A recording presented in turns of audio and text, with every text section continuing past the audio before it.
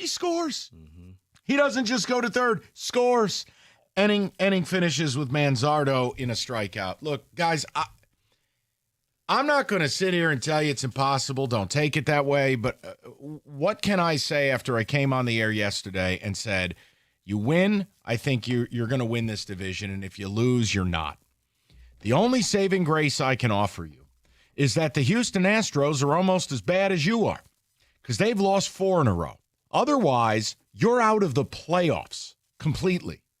Instead of 1 game up in the wild card, you'd be out. Mm-hmm. Your odds to win this division are now 43% according to Fangraphs. You can value it. You can devalue it. It makes no difference to me. I would just like to know where you're at as you wake up today.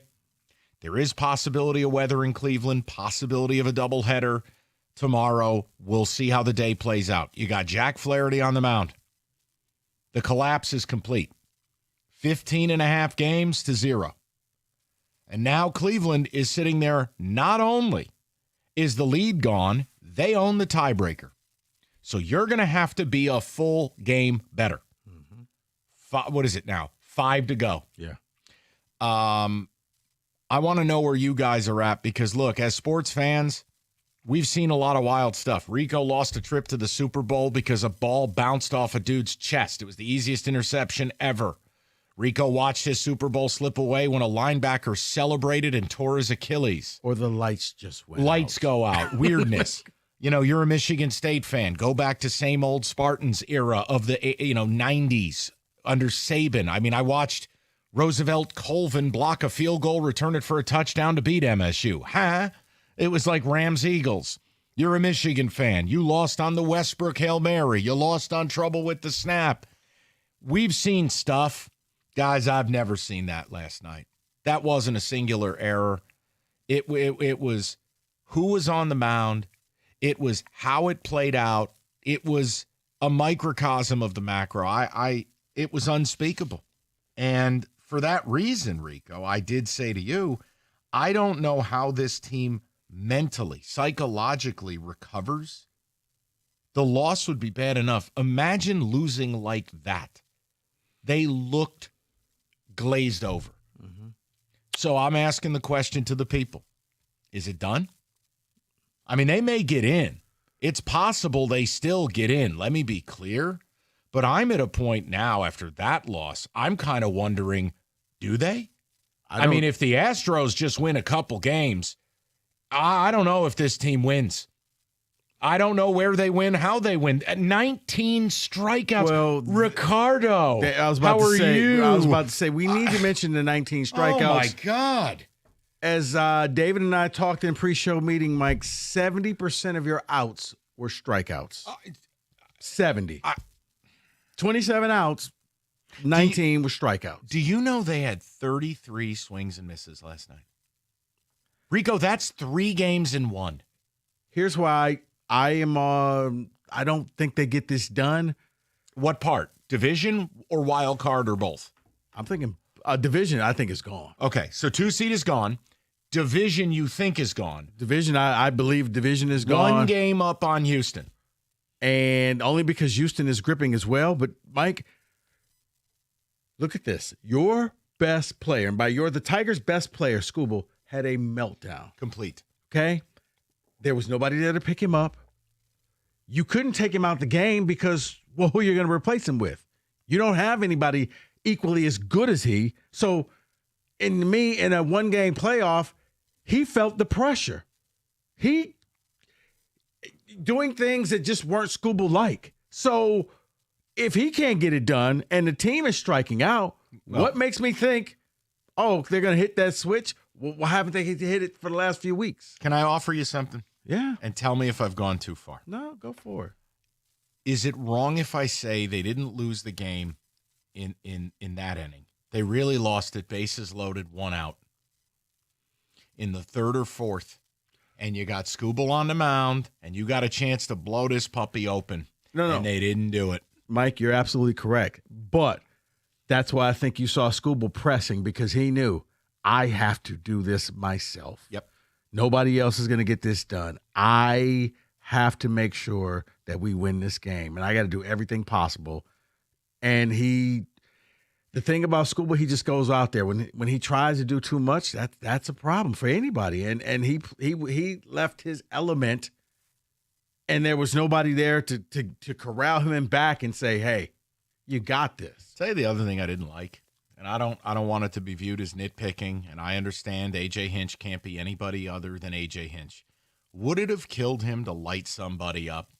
I mean, I think they got screwed on a couple of strike calls. Welcome to Major League Baseball. But would it have killed him to get his team re-engaged by going out and fighting for his guys, even on the foul ball that they didn't review?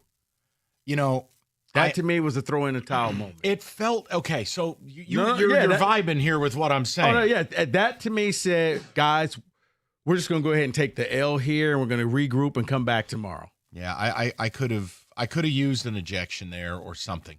Let your guys know you're fighting for them. Maybe wake them up. And again, I'm not telling you it's a magic bullet. Or just go out there and talk to Skubal. Hey, let's just talk for a second. No, I need you to talk to the ump. Yeah, that's where I'm at. That was happening in a conversation with me and Jeremy last night, text thread last night, and I agree. You have to – I don't need the fake outrage to the umpire, but when your team is looking this bad, you've lost 6 in a row, and it's going downhill now, you need to do something to spark your team. Something to get them to say, oh, let's wake up. Let's play now. Something. And he needed to do something with the umps because some of those calls were ridiculous. Guys, this is also the other thing. Let me throw the number out, 248-539-9797. We're starting with a looser framework. This is a therapy session because losing last night is one thing. Hey, J-Ram versus Skubal, good on good, and J-Ram wins the battle. You can live with it. Losing the way you lost last night amidst how you've been losing, the 19 strikeouts, bases loaded, 1 out, you don't blow the game open, and then you lose where the ball never leaves the infield. Look, you can vent, or look, you can ask around. And we got a couple of callers already who have dialed in right now saying, you know what? I hope they don't make it. You've reached Latte Larry face. Spite Store.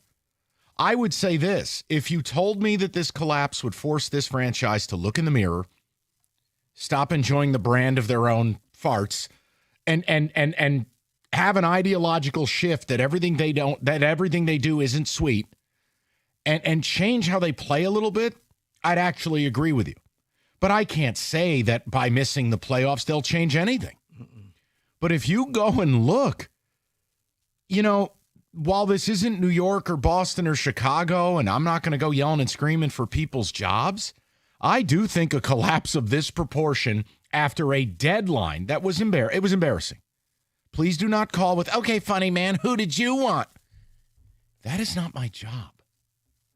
And you went out there and you hit the fans in the face with a whipped cream pie. Now, all of a sudden, the 2 pitchers you traded for, they're not even on the team. I mean, Paddock, forget about it. You're going to pitch him when you're down 10.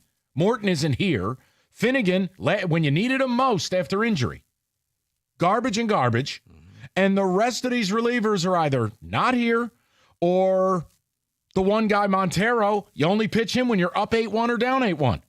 So you want accountability, but you can't really demand it. Now, in a place in those other towns, would it cost somebody their job? Yes. Would that be the right move? Probably not. But the point I'm trying to make is this. I've said it for a long time. I feel like Scott Harris is closer to Yzerman than people want to admit. His drafting's great. Pro scouting? Let's go through that list. Maeda, Alex Cobb, Matt Veerling, Jahmai Jones. Had a great couple weeks. But my point is, hey, by the way, everybody still want a statue of Glaber in their front yard? He's got a 670 OPS since the All-Star break. Who? His pro scouting and pro-level moves aren't good enough. Well, and that's why I think a lot of people are just like, yeah, you know what? Let's just go ahead and end this thing because I think reality kicked in and it really hit last night. Chances are you're not winning the World Series, so what are you doing? You're just kind of wasting time. I almost fear if they make it Oh, and I got to look at them with the goggles on and champagne. How dare you? No. How dare you? After blowing a 15-and-a-half game lead, and they're gonna pop bottles for a wild card after blowing the division. How dare you? Bruh, they better be out there. I'd be Tyra Banks. I would be Tyra Banks. We were rooting for you. We were all rooting for. I would lose it. No champagne. You get diet. No. That's me if I got to see Benetti in ski goggles. No, you get Diet Fago Cola. That's what you get. No, you get nothing. You're A.J. Brown reading a sad book. You get nothing. You're on the road. You just pack up and fly back home. That's what you do. Or fly to wherever you're going to be playing the first game. And they can still get this done. But I take no joy in this now. I mean, it's just... Please do not get angry, because I think deep down you feel how I feel. I've said this all year. I don't enjoy watching this team. Oh, yeah, funny man, first to 40. That doesn't mean I enjoy it. I don't enjoy watching the Kansas City Chiefs. First to 50. They first win to 60. Right, and Kansas City wins a lot of games. I hate watching them. Watching this team will take years off your life. The at-bats, the lack of juice, the lack of star power, the lack of dependability. Like, all right, hey, top of the order's coming. Top of what? You know what I'm saying? It all feels the same. And that's why, and David, I know we're close. Sorry. But no. But that's why I think you saw in the 6th inning, it all hit Skubal. He looked around and said, none of you guys are going to do anything, huh? Here's the audio. Zuzz No, into the seriously. stands. All right, I'll do it myself. Take him to church. We go to the phones next. 97.1. All right, well, guess what? I can sit and watch the Tigers in the playoffs, but you know what? I can watch college football. I can watch NFL in the new basement that's almost to completion. The guys are there right now. They're finishing up the flooring in the bathroom.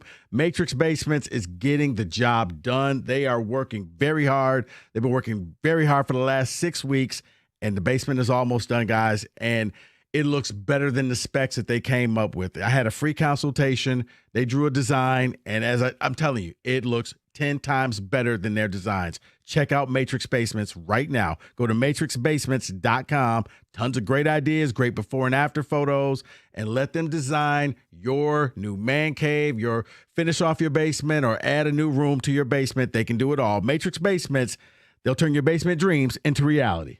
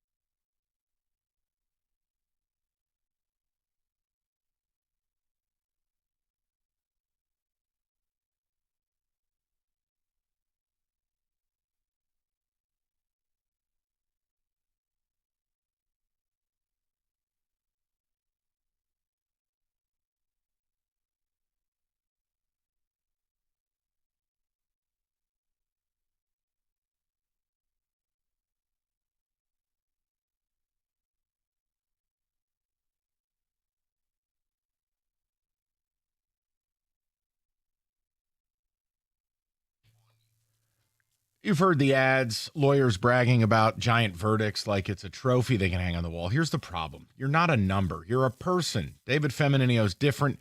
Yes, he wins big, but you're not a number. It's personal. He's going to help you move forward. That's what matters. Your case, your life. If you're in a car accident, call David, 855-65-CRASH, or you can visit getdavidgetpaid.com. That's getdavidgetpaid.com.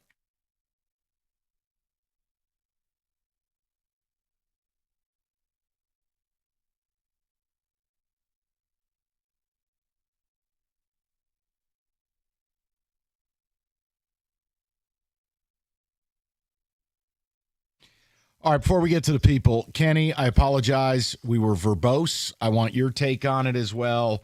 I've never seen an inning like that. Psychologically, I don't know how they recover. Disappointed with AJ a little bit. Where are you at? Obviously, 2 seed is gone. Division is still in play. Wild card still in play. They get any of this done? Some of it? Have you just said, F it, I'm on to Georgia, Bama? What's the move here? There's definitely part of me that's the latter and saying, F it, I'm on to Georgia, Bama. But the way I look at it is usually these errors will happen and you'll be like, oh, Zach McKinstry flubbed a ball at third base or Torque, couldn't scoop a ball or something like that. When it's coming from somebody like Skubal, who you have massive expectations for, not just as a pitcher, but as a leader on this team, I hate to believe like this because they're still not out of anything yet. But the idea that a game like that, I think, could be a major turning point to the end of this season. I think if they don't win tonight, I think I'm where you were yesterday, and that it's not happening. Okay. And it's not going to be close. Now, do you think they missed the playoffs in sum total? They're a game up on Houston. I mean, the bottom of that wild card race is so jumbled right now where it wouldn't surprise me if they got in, but I think if they lose again, I may turn into Latte Larry and be like, you know what, go to hell. No. Okay. These scones are dry. Yeah. All right, let's go to the people. We'll go to Roy to bat leadoff today. Roy, what's going on? Hey, thanks for having me. Yes. So I don't know if people really have talked about this before, but I've looked through like the 150 years of stats in baseball. No team has ever blown a 15-and-a-half game lead. No. I mean, it's historic. I mean, they've had a lot of injuries to their staff, their bullpen, their starters. They're missing 3 big starters. Yeah, but did your general manager do a good job in addressing any of it? Absolutely not. We brought in a bunch of guys with 5 ERAs. There's and the problem I have. to the team psychologically. Mm-hmm. When your GM doesn't believe in you, it saps the energy out of the clubhouse. And, like, you're together every day as a team. So you're more like a family. So it's like your parents don't believe in you as a kid. We saw it with the Wings. Psychologically. Look what happened with the Wings. Dylan Larkin came out and said the impact it had when Yzerman didn't make a trade to help him. Look, I'm telling you, Scott Harris and Yzerman are very similar to each other. The difference is one of them got real lucky and had a Disney movie last season. They both can draft. Wonderful. But the pro scouting needs to be called into question here. Go look at the list of moves Scott Harris has made at the pro level. I mean, hey, it's how you end up where you're at. His idea of addressing an injury to the pitching staff was Charlie Morton and Chris Paddock. And then going on a podcast talking about how proud he was, almost peacocking, about getting that Paddock deal done. What? In what world? Guy's got an ERA of almost 6 for his life. Go ahead. No, I'm sorry. No, let's go to the people. All right, Jay's up next. Rico's had it. We go to Jay, 97.1. What's up, man? Oh, hey, guys. So here's my thought. I think last year it was fun to be in the playoff race because we were riding the good and the bad emotions with the wins and the losses. And this year hurts because last year we were the Guardians. The stadium last night there was rocking. And now if you look in the mirror, you know what I see? I see Twins fans. We're the Twins. You never want to be the Twins. I feel nothing, and I think you had the best record for most of the year in the AL, and now the AL Central is going to once again put in the worst record of a division winner. The Guardians still have a negative run differential, and if it weren't for the MLB expanding the playoffs for losers like the Tigers and like the Mets, like this would be looking way worse. It looked like 2009. If the Astros hadn't lost 4 in a row, you'd be out of the playoffs altogether. That's not just Oh, I blowing a agree. 15-game lead for the division. You'd be left out of the dance. I know. Like, why am I scoreboard watching Houston, Sacramento, Oakland in late September? That's not how we thought this would go in July. It's just Now, it's so frustrating. do you think they still get the wild card? I don't know. Like I said, this feels like last year, but like you're on the flip side of it. Where I mean, if you remember last year, it felt like in early September, oh, this is going to happen, and I feel the same way. But on the flip side, I feel like the Twins, and I cannot believe that that's who we are, but it is. Yeah, I mean, in a lot of ways, the baseball gods have, rents due. Did you enjoy your miracle last year? Mm-hmm. All right, well, here's the invoice for that. And they hand you a napkin with a number you really don't like because the magic is gone. Nothing's working. Mm-hmm. It's again, they tried in the offseason to get Bregman. I can't rip him for that. No, but it was a great calendar year that they've had. Going back to August of last year. The pro level stuff.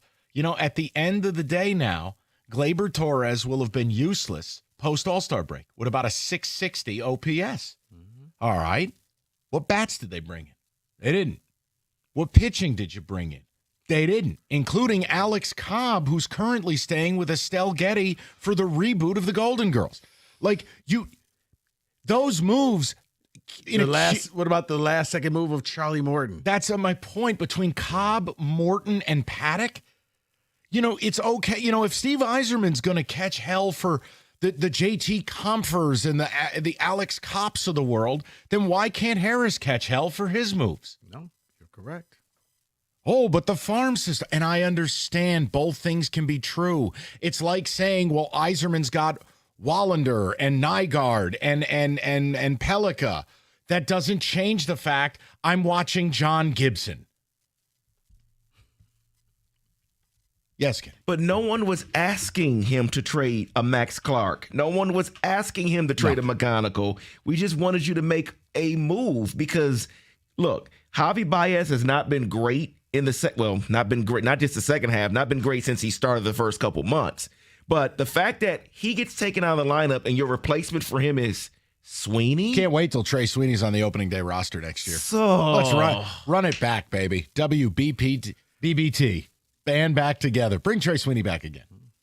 When did you meet Will Smith? 248-539-9797. We've got a ton of phone calls to get to. We're going to do it. We're going to mix in some football as well. Be patient. We're coming to you, and we'll work through this together. 97. Unbelievable. Hungry Howie's 313 deal right now. Authentic Detroit style pizza. Yeah, they have that. And they do it damn well. Bottom line, Hungry Howie's has got it, and they've got what I think is sensible pricing. $12.99. That's pretty good in the pizza market these days. Some of these pizza joints, you got to refi to get your kids a pie. Bottom line, Hungry Howie's has got Detroit style pizza with the best toppings and the best ingredients anywhere. Go to hungryhowies.com and you can celebrate boldly or just eat your feelings after Skubal throws a ball into right field. It's authentic Detroit-style pizza at Hungry Howie's.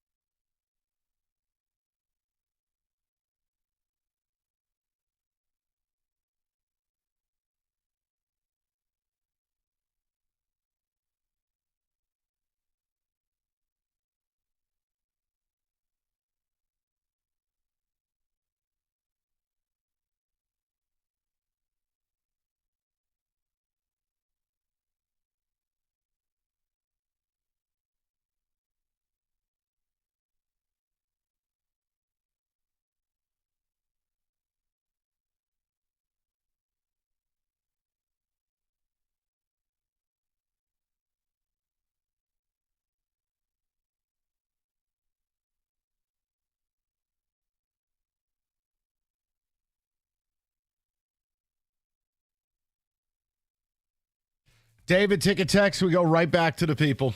Just a stunning, not that they lost, how?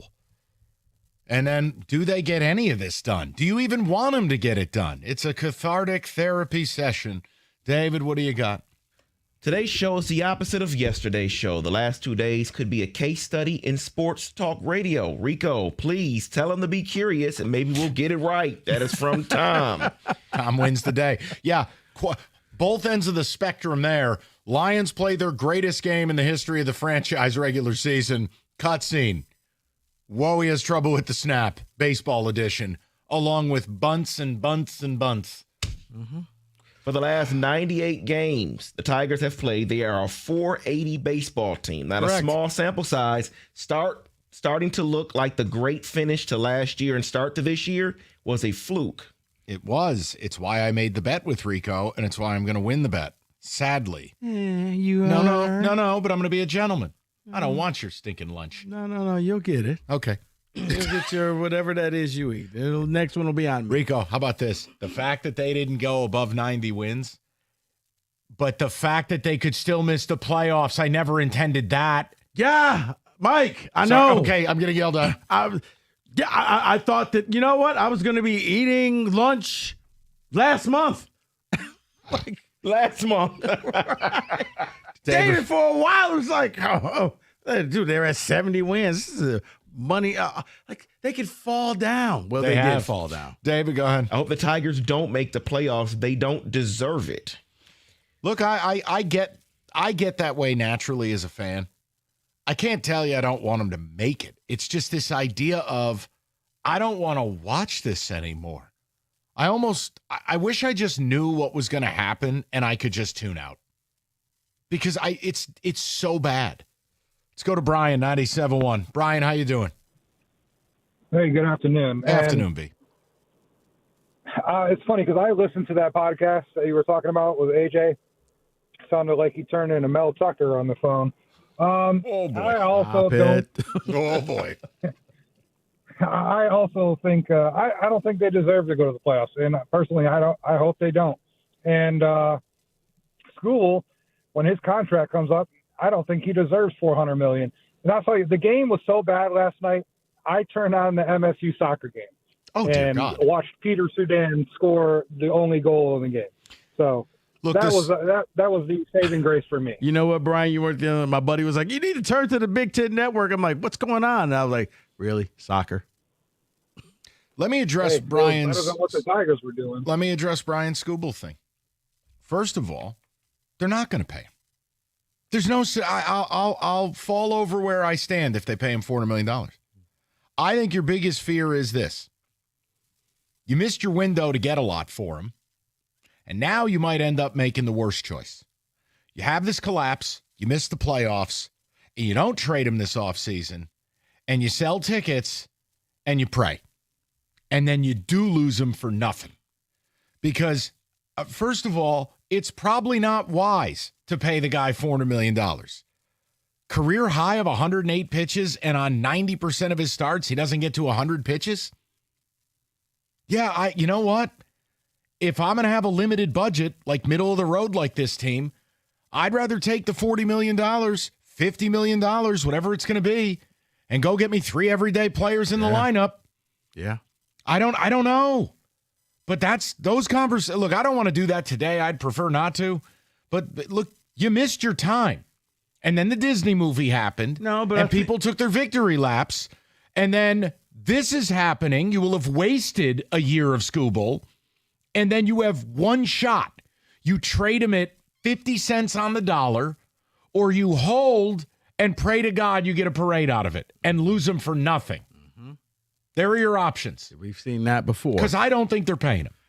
I don't think so either, but I think it's fair because last night, it's hanging over everybody's head. Are you going to pay this man? And when you see, I don't even think about it. Human. He looked beaten. He looked frustrated. He looked angry. He looked all of the above. I got news for you. His last 10 starts or so, he's 3-4.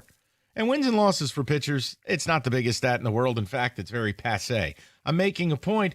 They have lost multiple Skubal starts now. They're giving away Skubal starts. And that's just it.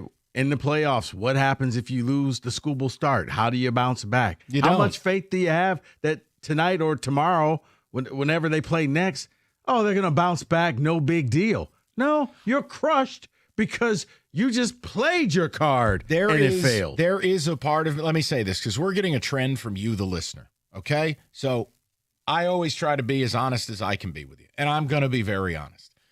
You guys have called up and said, I hope they don't make it. You know what? I understand it, because I think you know what they're going to do to you.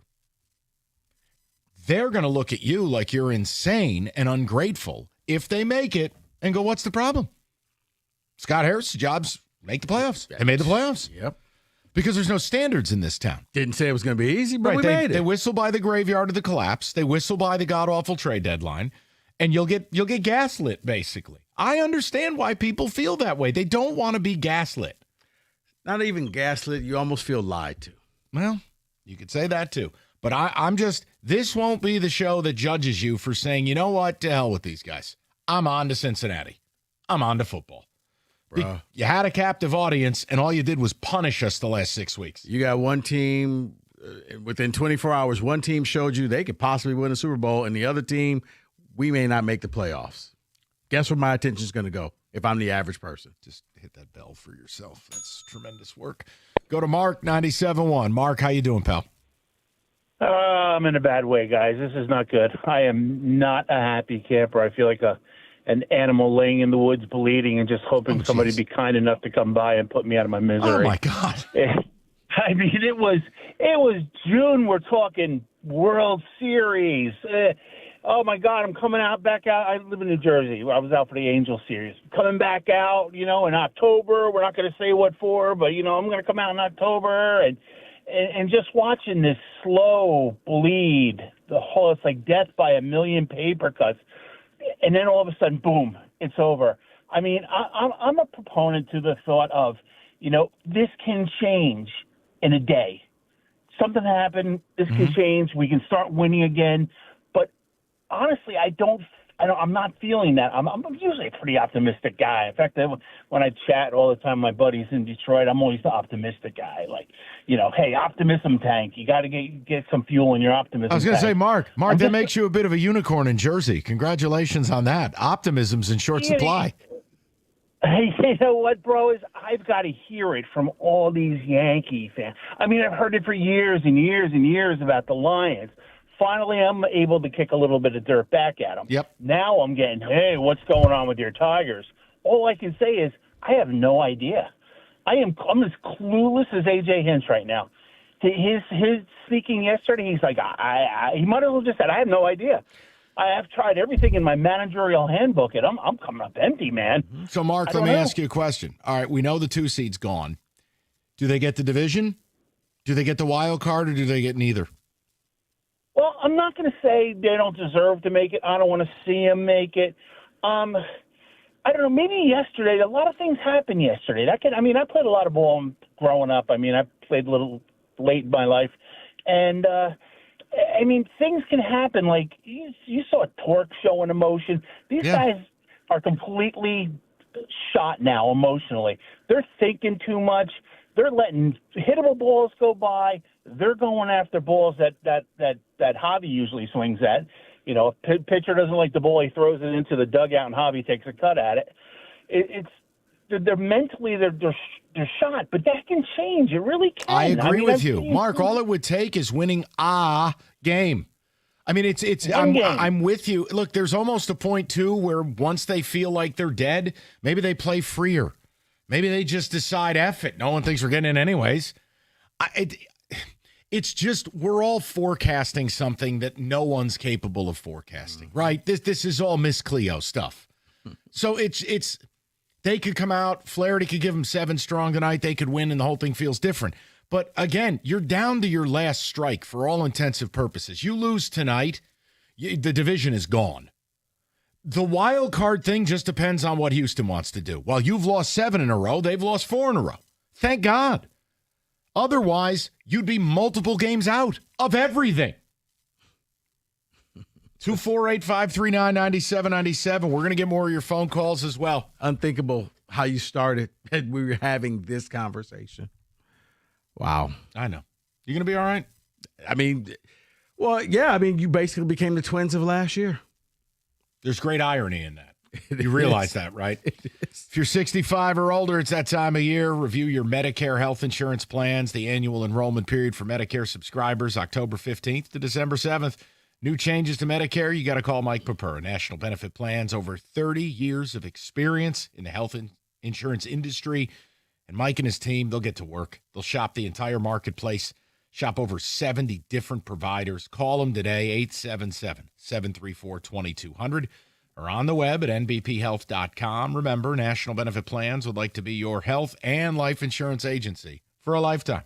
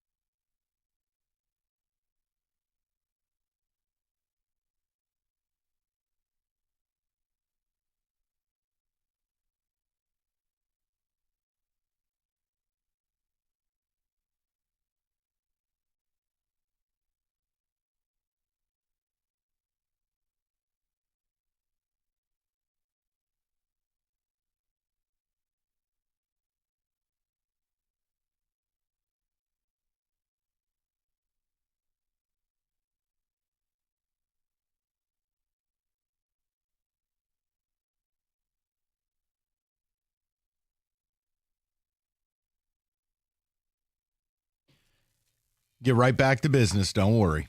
But we're trying to make everybody happy. Here's 7 minutes of football. David?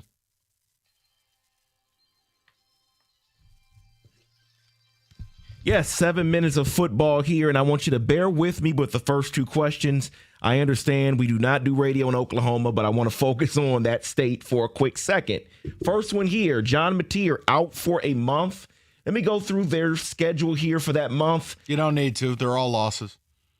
This is heartbreaking. John All Mateer right, was an playoff American hopes dashed hero. then, yeah. Nah, just Go they, ahead, David. they rely on him for everything. They don't have a great running game. He's a do-it-all quarterback. And unlike the Big Ten, which is wussy ball, in the SEC, you don't get any free rides. Hey, Cookies, hope you're listening in your little clown car. You don't get free rides in the SEC. Why, Kenny? That's what the money's for? No, try it again. I don't know. It's too much snapping point, Mike. SEC, It just means more. Yeah, I mean, that was a given. I don't think I even need to say that out loud. Okay, carry on. Just so people know, yes, they're off this week. Then they have Kent State, Texas, at South Carolina, and Ole Miss. They'll lose a minimum 2 out of 3. They'll probably lose all 3 of those. Thank God Kent State is there. That's the Lieutenant Dan team. And if he returns November 1st, that's at Tennessee. So, great. Unless the backup QB, I like their defense, Mike. And if you have just a guy who can not turn the ball over, maybe you can win games by. I'm rooting for you. Okay. Next. And then one more Rooting in for the you. state of Oklahoma. Yeah. Yes, Gundy is gone. Yes, we and know this. I know who they should hire. Well, I'll get to that in a second. Mel Tucker. Because what I want to ask you is based on that. I mean, they based do have on thunder sticks. Based on you knowing who they should go get. The AD spoke in the press conference after they fired Gundy, and he said, what I am extremely comfortable of is we are resourced at the level we need to be resourced at. He's talking about NIL. Okay. This is not an inexpensive football team we currently have. I feel really good about the investment that we've made here. I'll give you 3 names. Okay. Ready? 1 is G.J. Kinney, Texas State head coach, former Tulsa quarterback. Knows the state, knows the area, rocks a wicked flat brim and a beard. Eric Morris, former offensive coordinator at Wazoo, who helped Cam Ward. He's at North Texas, and they're flying this year. They run 1 play per 20 seconds. Lightning. The other one, I don't know if you can get him, but you could sure as hell try. I'd call Will Stein, Oregon's offensive coordinator. He's like 12 years old. Would you like to coach in the Big 12 and wear a cowboy hat? You know what? I think you may get the Oregon offensive coordinator, Mike, because you have to remember, fans, Texas State. We got our coach from Texas. They're State. a member of the Pac-12. You will watch your mouth. Are they, though? Yeah. Hey, your sport. See, and here's why I asked What do that. you want from me? No. Here's the I'm sorry, David. I didn't mean to cut you off. It's like when everybody laughed at Cignetti. Oh, James Madison. What kind of program they have? I know. He was a great fit for them. This is where fans and alums can just get in their own way. We need the big name. Well, this guy's better. But, yeah, look where he came But you're not from. going to get it at Okie State. The point I'm making is you got to hire someone who knows the area, knows what the hell they're getting into. I like the Texas State and the Oregon offensive coordinator. But then again, You don't like Eric Morris. Is it just Oregon? Like, is it a system? It might be. Look, I don't get to. This is the folly with coaching lists. We don't get to interview these people. Correct. I don't know. But the reason Maybe why the guy shows up, he doesn't have pants on. Well, you're not getting the job. Like, what do you want me to Like I said, maybe. Never mind. Nope. But the reason why I asked about the job at OK State is because if you're saying you're committed to NIL, who's the big threat in the Big 12? I mean, Arizona State right now is the hotness. Activate the But how Valley. long does that last? David, If you're committed to NIL, if you've ever been to Arizona State, you'd learn. It should last forever. It's an incredible place. Texas Tech. Texas Tech is the one. There it is. Landman. I'm think if you go to convinced the Arizona whole State- cast of Landman is who's paying for NIL. Yes. Texas Tech, Arizona State would be the 2. I think if you go to Arizona State, it does last forever. Let's move on to the next question here. The betting world, yes, technically there is a favorite. There's always going to be a favorite in the betting world when it comes to the national title favorite. But in reality, when you look at what the current state of every team is right now, is there a true favorite in your mind? For the Natty? Yeah. No. It's wide open. I leave it to Rico. You could spin a wheel. Rico could say one of 7 or 8 teams. I wouldn't say a word. Well, because you started the year off Texas, Penn State, Notre Dame, but even according to ESPN's FPI, they have decreased in odds to win the title. It's wide open this year.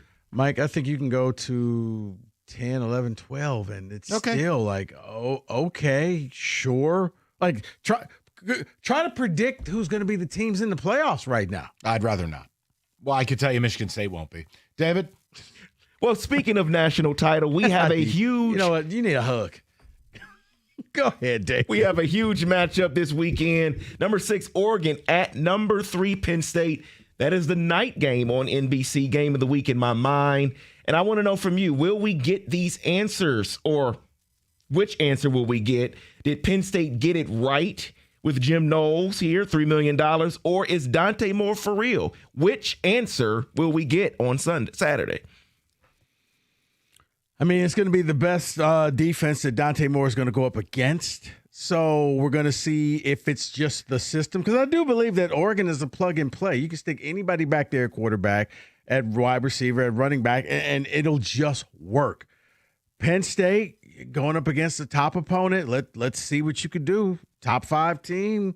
James Franklin normally doesn't play well. So we'll find out. Like, somebody's going to leave. Either Oregon goes back home like, yeah, I told you we're the real deal, or James Franklin can say, hey, we're the best team in the Big Ten. I hate Drew Aller. There's my comment on the game. Go Dante Moore, go. I hate Drew Aller. I can't take anymore. Well, you're going to hate this next story, Mike. And Rico? What does it have to do with MSU? I blame you, Rico. Okay. That's sure. one. That's fine. According to a new report, Netflix recently set its sight on getting the annual Notre Dame USC game in an effort to get in on the live college football rights. See everybody tomorrow. And of course, the Big Ten said no. Here's the quote. It says the streamer reported he worked out alongside USC to move it to a neutral site game to circumvent the agreements and get in on this game.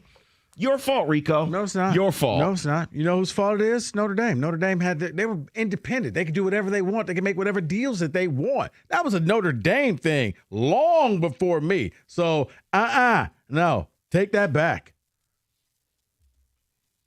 Netflix is going to get in the And game, the Big though. Ten They're was just going like, to. no, USC belongs to us, so you don't get to do that. But Notre Dame can strike up a deal with the devil. Well, they probably won't make a deal with the devil, but you know what I mean. They can make a deal with anybody. Yeah, according to the Big Ten, it said that they had conversations around it and it said USC breached customs within the tradition. What?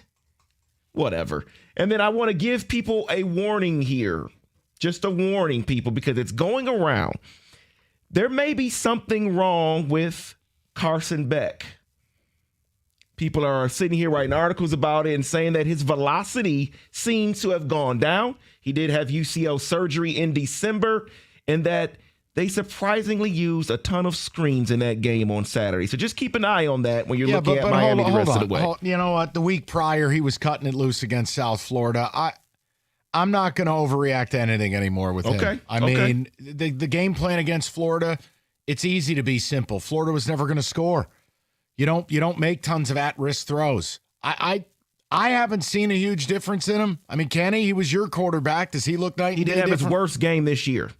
Well, I mean, Carson Beck being inconsistent, I could have warned anybody that was going to happen. Wow. That's why Georgia didn't want him. I'm sorry, but it's true. Wow. What did he do there? Nothing. Well, this is one bad game. He hasn't been inconsistent this year.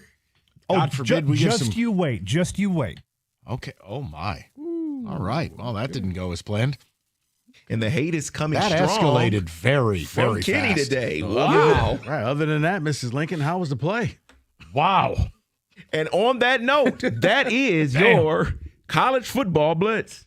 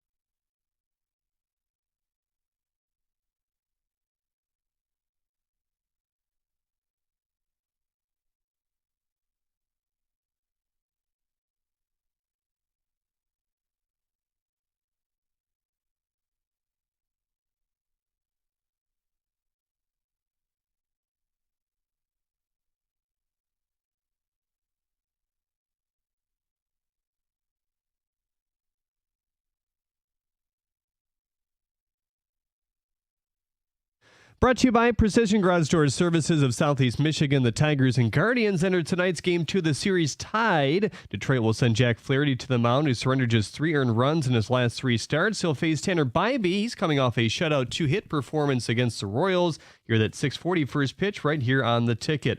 Guardians designated hitter David Fry has multiple nasal and facial fractures after being hit with a 99-mile-an-hour pitch last night from Tarek Skubal. He's expected to make a full recovery in 6 to 8 weeks. They have put him on the injured list officially, though. The 2026 Pro Football nominations are out and includes former Lions Jason Hansen, receiver Herman Moore, and offensive lineman and analyst Lomas Brown. Dan Campbell joined Costin Jansen earlier and commented how they continue to work with corner Terrion Arnold.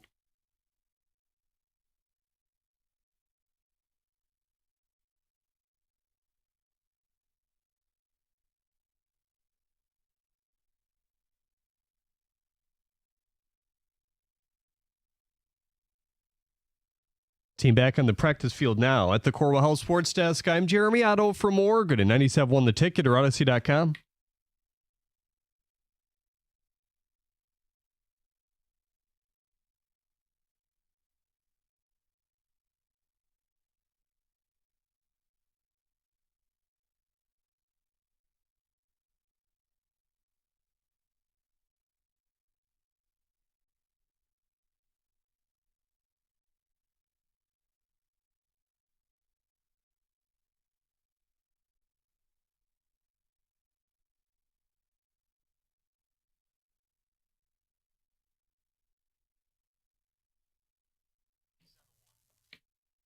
Thank you, Cookies. You know what we're rapping about. Tigers, the collapse is complete. 15 and a half games gone. You also lost the tiebreaker. So now you have to finish a game ahead of Cleveland. The only solace I can offer you is the Astros refused to win a game. Because you could have easily woken up had the Astros just split their last 4. You'd be a game out of the wild card. Game out. You're a game up. So the question is, look, we know the 2 seed is gone. The division's in peril. And now the wild card, losing that is not impossible. What does this team get done? And we've had a lot of people call up and just say, honestly, I hope they don't make it. I'm so angry at them. That might be emotion talking. Mm-hmm. We've had a couple of Skubal calls, just the idea of we've wasted him, that we didn't win anything last year, and we might not even make the playoffs this year. And I have respectfully told people there will be a time and place for Skubal trade fiesta. It's just not today. I don't even want to go there. So where are you guys at? What do they get done? And have you reached Latte Larry phase? If you're a fan of Curb, you know that means the Spite Store. Yes, yeah, I think that for the people who are just like kind of cashed out, I understand and I get it, because you juxtapose that about after watching the Lions play the greatest game of their lives, and then you're looking at this team saying, well, how far are you going to go anyway? Like, can I just get off of this ride now and cash my chips and just say forget about it? So I understand, because this was the guaranteed game that you would win. It was a Skubal start. It hasn't been the Skubal starts from earlier in the year, but you know, if it was ever going to be a game, it was like the Disney movie waiting to happen. Skubal's going to go into Cleveland, they're going to get the job done. Instead, he didn't. He had a meltdown in the 6th inning. Team struck out 19 times. If that was you putting your best foot forward, I could see how people are just saying, out of hell with it. I get that way. You know I do. I get that way with my teams. Right. I'm at a point with this team. But it's frustration because at the trade deadline, I don't want to compromise. I don't want to sell off the kids, and I don't want to do this, and I believe in them. I want to take that opinion, and I want to put it on a rocket, and I want to launch it to the sun. Yeah. No one was asking to trade your best prospects, but I refuse to get gaslit that there weren't deals to be made that would hurt a little, that would have improved this team. I refuse to have that conversation. Scott Harris's pro scouting, if you look at the list of additions at the pro level, it is Yzerman-esque. He's a great drafter, so is Steve. He has really helped this minor league system. I think he's a very smart man. But that doesn't mean I think he's good at the pro level. Look at what you've been offered. Look at it. And before you say, well, he did get Glaber, hey, do you like a 660 OPS post-All-Star break? That's what Glaber Torres is. He didn't bring Torque here. He didn't bring Riley here. He didn't bring Skubal here. He didn't bring Mize here. You know, when you start looking at the Scott Harris editions, you may as well cue up some of the Golden Girls. Thank you for being a friend. Scroll Alex Cobb. Scroll Maeda. Scroll Morton. Scroll Paddock as Rue McClanahan. Okay, thank you. Hey, we thought we had one backup singer here. We really have two. David, you didn't participate. Threw a party. Okay.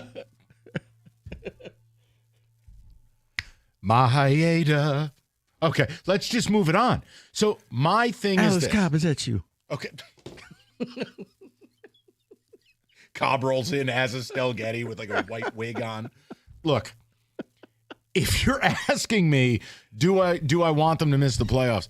The only way I could get to that opinion is if you think it would shake up this organization, meaning they can still do what they're doing, and there's a lot of progress being made. But they have to cross this rainbow bridge of really trying, not just waiting for the kids, not telling people my job's to make the playoffs. My job is to win a World Series, and not to have another trade deadline like that. So if you told me it would get them to look in the mirror, I'd say to hell with it. Don't make it. But they're so self-assured that their way is the only way. Well, guess what? I can't help you. Yeah. And I look at this team, like I said, that was your best effort. And now it's, where do you go from here? And it's a numbers game now. Like you said, fortunately Houston is tanking the way you are, so you may literally back into the playoffs, but are you excited about that? You were going wire to wire. You remember they was, hey, first team to 30, first team to 40, first team to 50. And it was like, oh, it was celebrating all of this stuff. And then this is the payoff. You may not get to 90. 248-539-9797. I think we're good. To the people we go. Yes? Yeah. Katie's in Brighton, 97.1. Katie, what's going on? How you doing? Katie? Or Phil? Phil? This is Phil. Phil, what's going on, buddy? Hey, what's going on, fellas? I guess I kind of sound like a broken record. You kind of both have just touched over the last 10 minutes or so of what I was kind of calling in to say. But Go ahead. dating back to the trade deadline, I wouldn't necessarily say I was in the minority of trade Skubal, get rid of him now, get what you can for him now. But kind of like looking back to it now, I don't see them paying him. At the trade deadline, I was on board with, I didn't think they were going to pay him then, so I don't think they're going to pay him now. I don't think they're going to pay him now either. That's the only time to do it was last year. Then the Disney movie happened. So then you couldn't do it this year. Now this collapse happens. You waste one of his final 2 years, and you will be faced with an organizational defining, franchise defining move this fall. Do you trade him because it's best for the long-term health of the organization, or do you go all in, keep him, know that fans will revolt if you trade him, and try to put as much talent around him as you can, within reason, and make one more run before you lose him to the Mets, Dodgers, Yankees, or Red Sox? Those are your options. Well, the latter to me sounds almost too good to be true in this town because I just don't see that happening, unfortunately.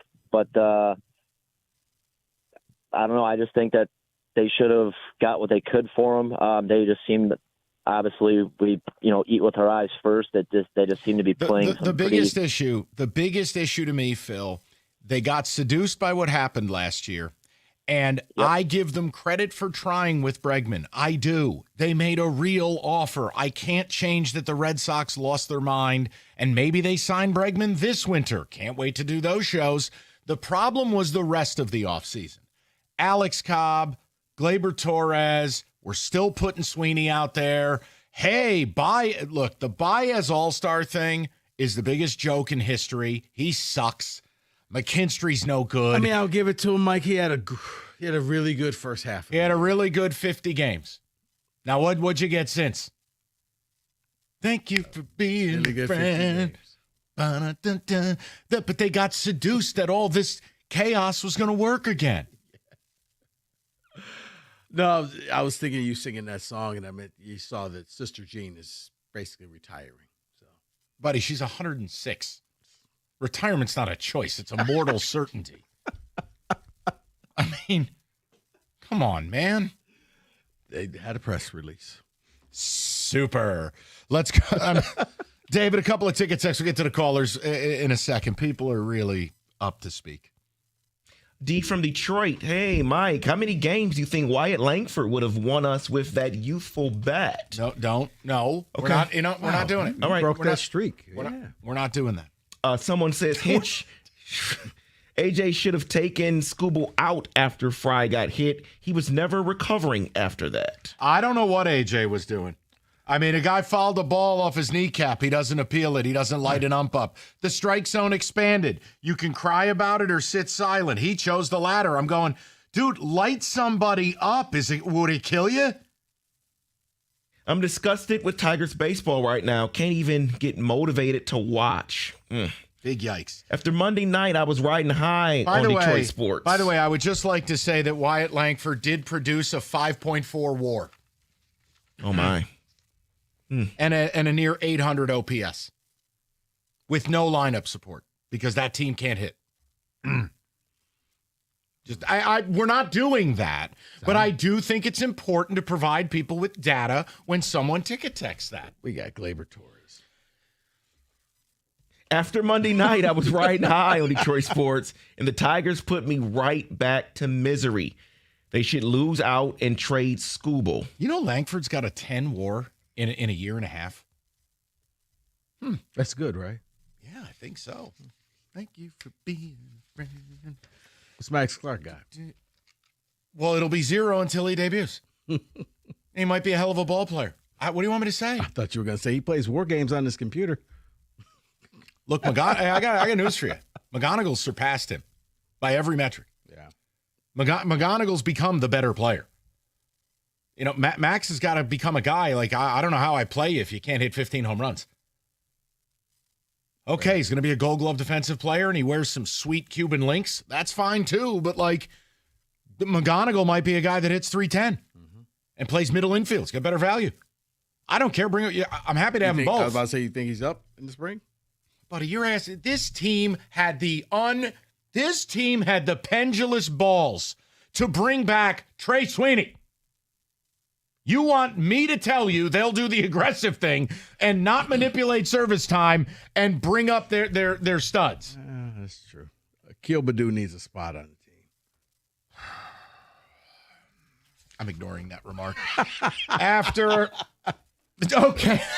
You know what? Play the music underneath this. You know what? Go ahead. I'm a pro.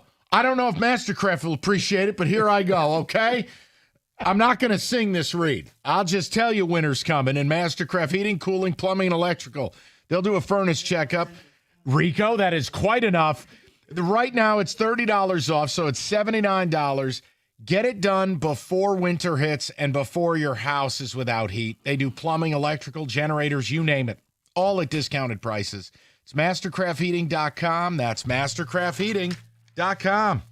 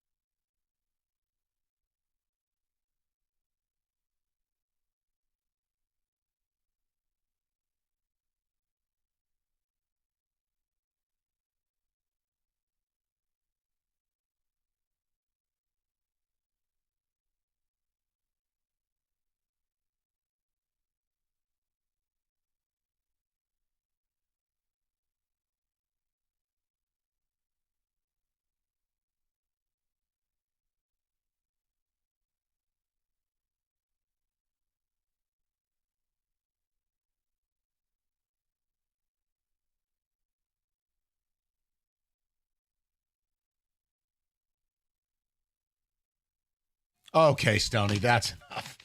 We do forget that show is in his demographic. We're going right to the people. We'll save the ticket text. You know what we're rapping about. And it's what's left for this team. Do you think they get in at all? Do you think they rally and get this division? Do you even want them to? I mean, it's remarkable with the ticket text, the callers, comments on the stream, just the idea of a lot of people have just moved on. They're like, you know what? To hell with it. It's wild. Let's go to Katie, 97.1. Katie, how you doing? I'm good. How about you? Excellent. What's on your mind? The other night we just were watching it and we're like, do you want to watch something else? I mean, it was like watching paint dry. It was one of the weekend games. I mean, I wanted to make the playoffs. We had it on last night and it was like, this is pretty rough, just, and then like, sure. Like how you mentioned Trey Sweeney. I think he bungled something last night. He's not a major league ball player, but this is what this team does. They truly believe they've cracked the code and reinvented the game. I've never enjoyed watching it. I'll say it till the day I die. No team's going to win a World Series playing this way. You can win a lot of games. You can have some fun. You're not going to be a serious ball club until you've got some Kwans and J-Rams and players like that on your lineup, and you don't. And then they're showing the Illiches, and I think I said something that I can't say on the air. Let's not do that. I'm like, no, I'm like, ooh, Chris Illich, you okay. done nothing. Yep. No, let's sleep. But Katie, this is a good place to stop right there. Leave it alone. Yep. Yeah, we all know. But just no, leave it alone.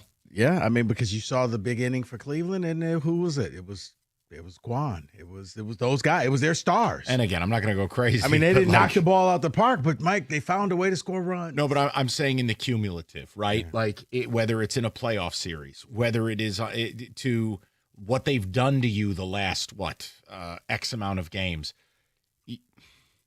The idea that you're going to have the Jahmai Joneses of the world carry you home or a Zach McKinstry, it's faulty. It is illogical. Mm-hmm. But again, they got seduced by what happened last year, and then look at the start this year. You go, really? We're going to do this again?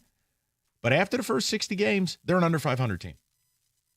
True. Okay? So the water more than found its level.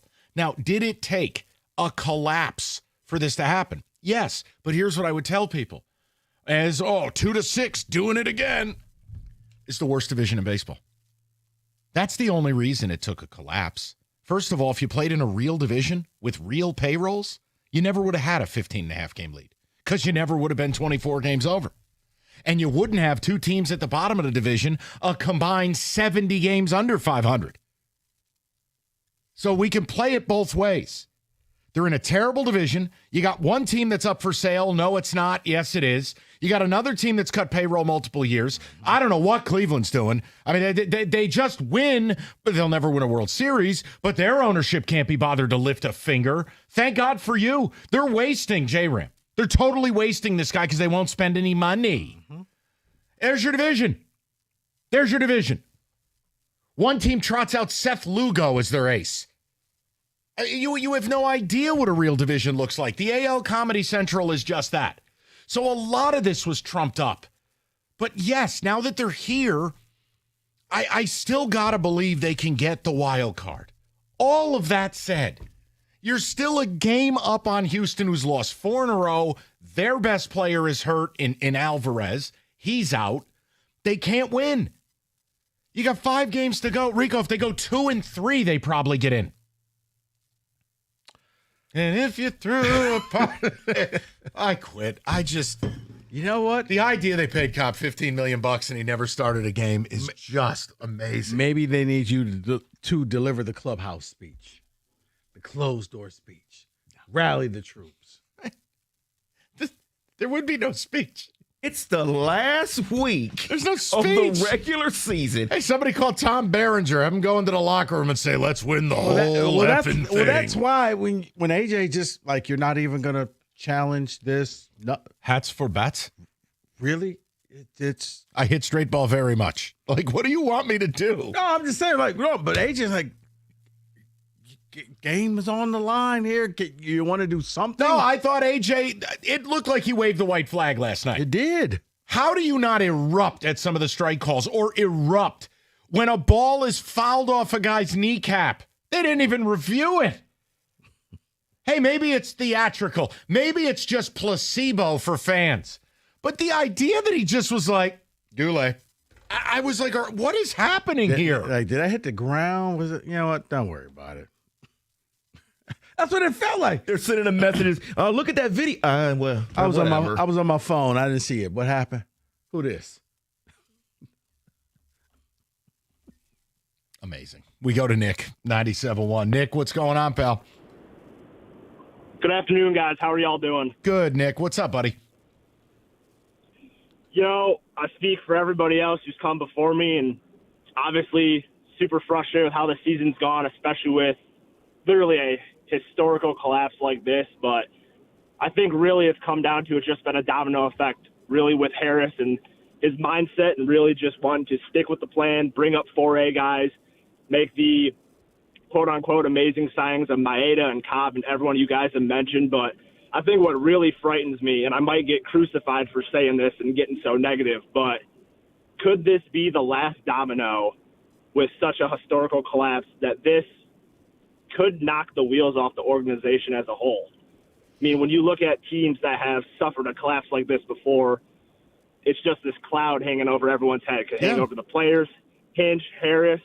That's one of the things that really terrifies me. And I don't know if anyone wants to really go down that road, but it is something to think about in the future. No, look, Nick, I think the other thing, and again, they can still do this, but as we sit right now, you know what's going to hang over their head? Skubal. I mean, the reality 100%. is, if you don't make a meaningful run in the playoffs, you wasted another year from him. He'll be a 2-time Cy Young Award winner, and his value goes down every time he pitches. And what could happen is you keep him because you want to sell tickets, but then you don't surround him with the players necessary. And then what? He's gone. And you think fans are going to be pumped up about a comp pick? Yeah. And I mean, Nick, I brought up the list of guys, right? Think about this. Here are the players. This is why I think Scott Harris is Yzerman and Yzerman is Harris. Here are the players he's brought at a major league level for this team, all right? Vierling, Sweeney, Paddock, Cobb, Sewald, Finnegan, Montero, Ibanez, Jones, Canely, Morton, Flaherty. That's what he's done. Not a pretty list. That's a lot of JT Compher's is what that is. Wow. That's a lot of Andrew Kopps. Yeah. No, and I think you hit it right on the head. I mean, yeah, we tried to go for Bregman for $300 million less. There's no way we try and get Skubal. He's going to end up either in New York or LA, whichever team it's going to be. And I'll be honest, Nick, like you said, this is a wasted year. Nick, I love having him, but here's reality. He ain't going to give you 235 innings. He's not going to finish games. The sport has changed. And if this team's payroll is not going to go to 250, you can't pay one pitcher 40. And I'm not telling you that it's economically sound to go to 250. But if you're not going to be in the 200s, he ain't picking up the phone. I just don't think you could take 20 to 25% of your payroll and put it into one arm, who, by the way, is a 6-inning pitcher. And I was about to say one arm, and it's not like the old Justin Verlander days where he's going to give you complete games. 6 innings. Sport's and then, changed. I agree with you totally, brother. Yeah. It's just the sport has changed, and the pitchers have changed. And now here's the other problem. Look, they've done a masterful job managing Skubal. But be real. He's thrown 108 pitches once. He's thrown 102 pitches once. He's a guy who has had 2 catastrophic arm injuries. So the time to have dealt him was last summer before whatever Pixar film took place. So I let all that go. I wasn't mad if people wanted to keep him either. But then you have this year where it ends up being a waste. Rico, they are staring down the barrel. Because if they don't do something this winter seismic to make this team better, then what are you doing? You either roll the dice or, as you said, you trade him for pennies on the dollar at the trade deadline. No. You trade him at the winter meetings or you don't trade him at all. If they trade him at the how dare you? I will be Tyra Banks if they trade him at the deadline. I will lose my mind. That would have been the dumbest thing you could do. I could still get you 60 cents on the dollar now. I'll get you 10 cents on the deadline. But what if they bring in new kids to enjoy? If you threw a party. Stop. 248-539-9797. Take him to church. More to calls next. 97.1. Specs at LTU. Guys, you hear me talk about it all the time. Heck, you know what? If you want a career in TV, radio, or graphic design, Specs at LTU can get you started on your goal. As a matter of fact, I talked to one of my former students right now who's working at the local CBS in TV. That could be you as well. It is very simple. It's located right here on the campus of Lawrence Tech, and you're going to be taught by instructors like myself who actually work in the business. That's why Specs at LTU is the place for you, because you're going to learn from day one with the hands-on approach what it takes. So if you want that career, make sure you sign up for either the graphics media arts, the digital media arts, or the broadcast media arts program. But you need to hurry because spaces are filling up for the winter semester. You need to make an appointment today. Go to admissions@ltu.edu to schedule an appointment. That's admissions@ltu.edu or 1-800-CALL-LTU. But you need to do that today.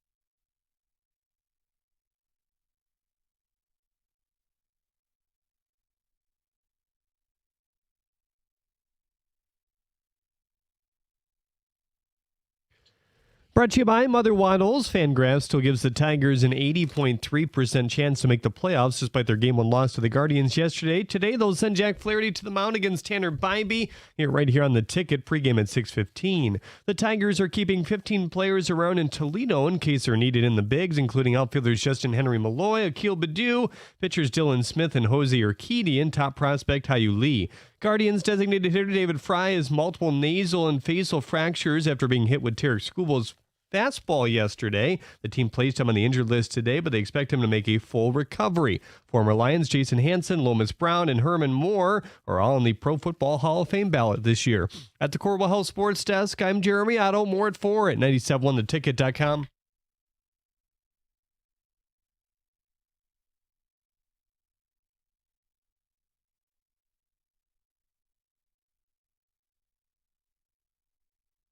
Sorry about the delay there. Jeremy Otto was being verbose as always. Tickets. I'm only kidding. Jeremy, you're great. Relax. I'm projecting. It's been a rough 24. David, ticket text. We'll get to the callers, okay? We have gone through 36 pitchers this year. 13 of them currently aren't on the team somehow. I'm not doing this. I'm not mad. I'm disappointed and don't plan on tuning in. Thank goodness we get our banner for the best farm system soon. Oh, boy. Okay. Hey, people. I see what you did there. This ain't 2 to 6 doing 2 to 6 things. These are the customers speaking. Don't look at me. As bad as Detroit's collapse has been, thankfully we're not the New York Mets. At least our GM didn't go all in and spend a lot of money for a ring. I don't know if they're being sarcastic or not. No. Listen. The Mets have made a lot of bad decisions. The money doesn't like eliminate your failure. Like, it doesn't take away risk. You still got to be smart. The Mets have spent like drunken sailors. No one is asking the Tigers to do that. And I'll say it again. They made a real run at Alex Bregman. Would it have all been different if they had gotten him? I'd like to say so. Yeah. They didn't, though. And then when tasked with fixing this team at the deadline, Scott Harris, I think, took a look in the mirror and said, we're not good enough. We're good. He basically pulled one of these. We'll wait for the kids. And that I always will take issue with. Because when you have the best record in baseball, I think you owe it to your city. And it doesn't mean you trade any of your top 3 or 4 prospects, but your job is your job is to be better than Jeff Passan's rumor mill. Find players. Like, I love how fans drink the bathwater. Who is available? I'm sorry. Do we get to sit in the room and call every GM? Yeah. Dombrowski's online too. Like, no, we don't get to do that. So I don't want to absolve these people. Well, it wasn't in Buster Olney's article. Oh, you're right. Those are the only players available. No, you're right. It wasn't in Twib Notes last week. Oh, wow. Can I go to the people now? Okay, Brandon, 97.1. What's up, Brando? Hey, guys. Thanks for taking my call. I appreciate it. Guys, I'm not watching this team tonight. You guys have said everything. The truth was in the playoffs last year. That was the truth. Everything else has been a fluke. We've already said it. They played a bunch of teams that were at their worst. And the only way this team was making the World Series is if they all got raptured yesterday or something, because this isn't happening anymore. Like what I picture is going on in the offices right now in the clubhouse is the guy from The Natural, the old guy coming in, sitting there saying, losing is a disease as contagious as polio. I mean, come on. That is what is going on right now. And they don't have the mental makeup to be a World Series champion. I don't think they have the talent. I mean, Brandon, if you want to say the mental makeup, this is a fairly inexperienced team. You know, you have Gleyber Torres, who has at least won some things, but he's never won a World Series. You don't have players with a lot of experience. So the reality is you don't have the talent. You know, when you look at the lineup and you just it's this sea of what? It's really, when you zoom out from it, it's miraculous it ever worked at all. But it did. But when Scott Harris had the ability to help you, he didn't. Because the longer he collects his prospects, the longer he could sell hope. Tell you how smart he is. It's the same thing Yzerman's doing. The difference is you don't own Scott Harris pajamas. And Scott Harris didn't score on a slap shot from 60 feet away on John Casey. Oh, boy. That's the only difference. But they're the same guy. And while it hasn't worked for Yzerman, the only thing that has worked was a Disney movie here that no one saw coming and will never be duplicated. The pro scouting of Scott Harris and Steve Yzerman collectively stinks. I think that's the issue. Yeah. And it's like they're allowed to get away with it, and all they got to do is just hype up the future. And, okay, you said the magical word, the future. We'll look forward to that. And it might be a very bright one, but it doesn't absolve now. But right, it's almost like you don't have to burn down the present for the future. You can invest in the now. You can invest in the current They got team. Charlie Morton, you ignoramus. Okay. Sorry. No, Cobb pitching tonight. Yeah, in the Boca Raton League.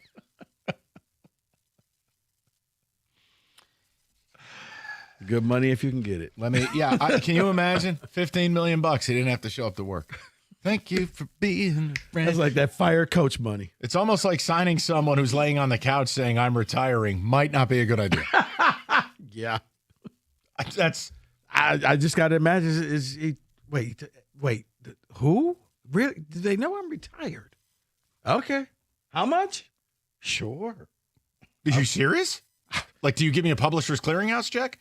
And again, I'll go rehab in Detroit. All right, sure. Let me be fair too. It's not all on Alex Cobb. The point I'm making is when you needed him, he was unavailable. And Job was never going to pitch at this time of year. So I don't think it was a secret they were going to need a pitcher. The Reese Olson thing, you're right. He got hurt. Guys, name a pitching staff that doesn't have injuries. The Yankees lost Garrett Cole. Cry more. They're still there. Cry. They started the year. They lost Garrett Cole. Luis Heel was dead. They're starting Art Schleister or whoever this rookie is. Look, cry about it. Everyone has injuries. Your GM's job is to fix the problem. 5 words nobody wants to hear. You need a new roof. What do you do? Who do you call? How the hell are you paying for it? Let's take a deep breath. Victor's Home Solutions will handle all of this for you. If you pick up the phone and call Victor's, your new roof will be the easiest, most hassle-free home improvement project you'll ever do.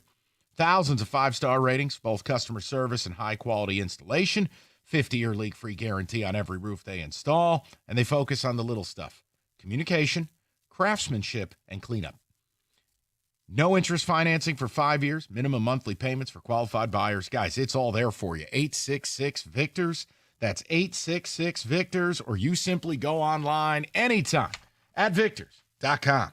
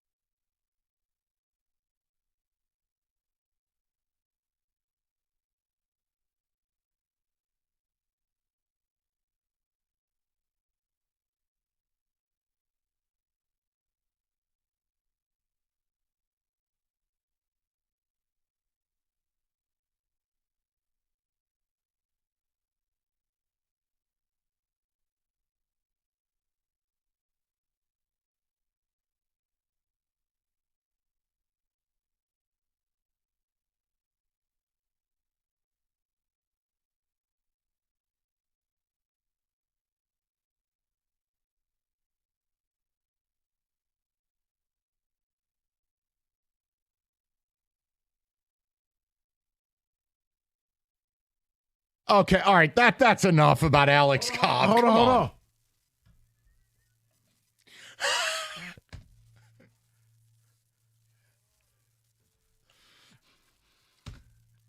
You guys have taken this way too far. All right, I need you to turn that down so I can respectfully get to our audience. Sweet Jesus. Let's go to Greer, 97.1. Greer, I'm sorry about that. What's going on? Yeah, I've got to rage on Scott Harris for a minute.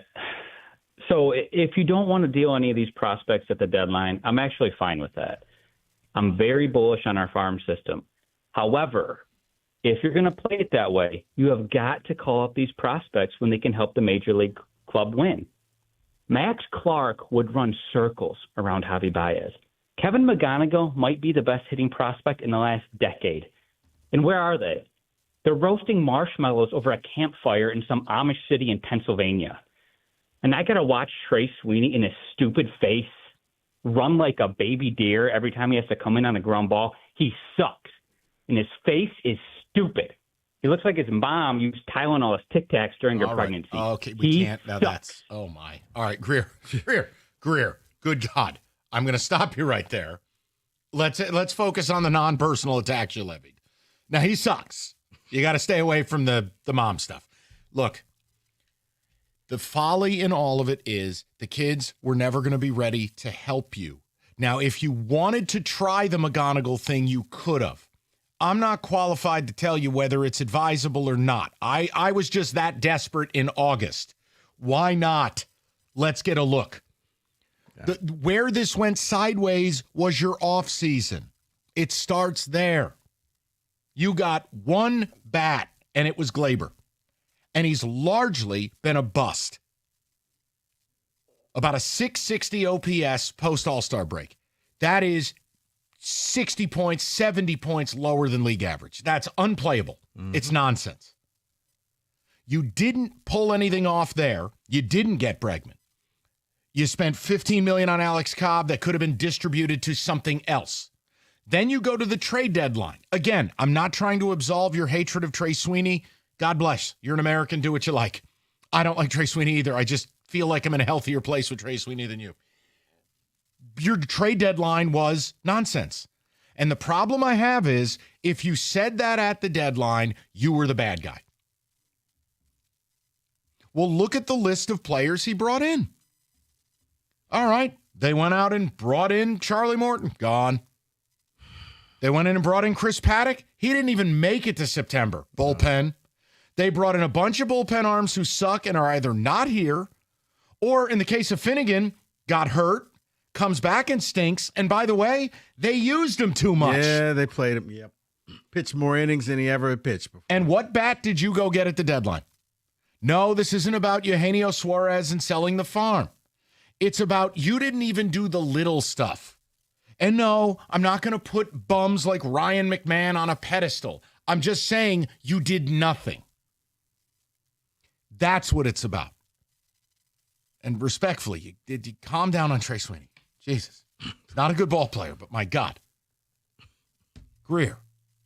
Just taking it a little far. Don't think he likes Trey Sweeney. I think he made that clear. Let's go to Harry, 97.1. Harry, what's going on, buddy? Hey, Mike, Rico, thanks for taking my call. First time, long time. And I got to say, it really sucks. This is the first call I got to make onto here because I really love you guys. But last night was such a tough watch. Mike, I was like your dad last night. I had to go for a walk last night. I walked 3 miles because it was that bad. Wow. And a Big G emotional walk? Oh, my God. It was bad.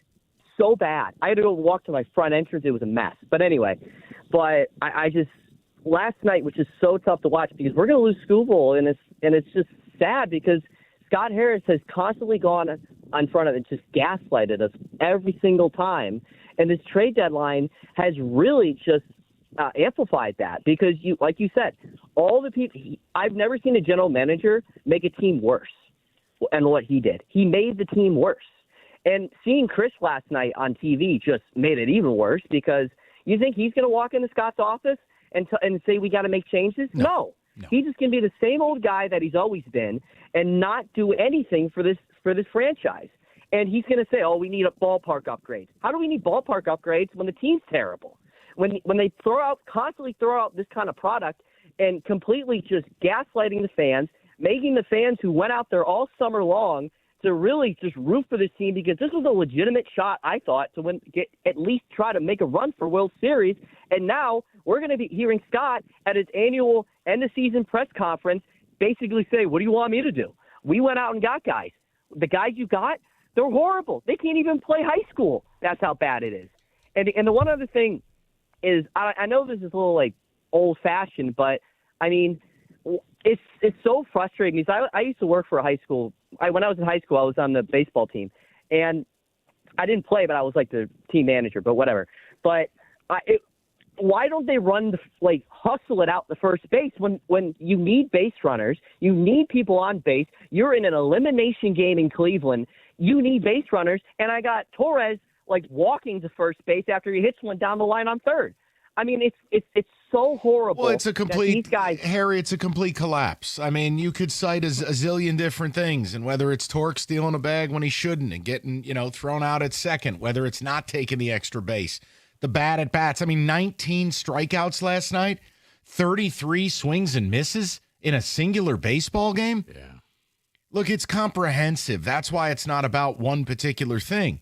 But when people call in and they're upset about the trade deadline, they just feel like, look, there could have been a piece or two that maybe we don't lose 7 in a row. Maybe we go 1-6. I mean, you get to a point where a singular win, this whole thing could look different. Mm-hmm. Now, they could win tonight. It could all look different. But last night, when you go through that inning, the postmortem is stunning to read it, much less when you watched it live. No, but when it's like watching that team, Mike, I don't know if they can rally to come back and win a game tonight because that was your best shot. I don't know who goes out there and becomes that gym class hero tonight. I just look, I do get to a point, I'm not going to lie to my audience. I'm just like, you know what? They're not serious and they're collapsing like this. If they make it, they make it. I mean, hell, they might make it and Skubal doesn't even pitch the opening series. You ever think about that? Yeah. If he's got to pitch on Sunday, is he going to pitch in a 3-game set? I mean, I have no idea what TV's going to do to this thing. Maybe it's like the NBA now. It's going to take 2 weeks to play 3 games. Can't blame me. No blame. No blame. No slander for you. You're fine. College football problems have now gotten so bad they far exceed your general viewpoint. I tried to help. And Texas State is a member of the Pac-12. How dare you disrespect the men of San Marcos? I get it. That was the latest edition. I didn't get that email, but I saw the email. It's okay. They're there now. It's all good, buddy. Okay. All right.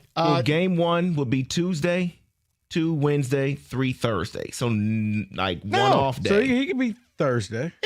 If he pitches on Sunday? If they get to a game Hold on, 3. if he pitches on Sunday, you think he's going out there on 3 days rest? He ain't going on 3 days rest.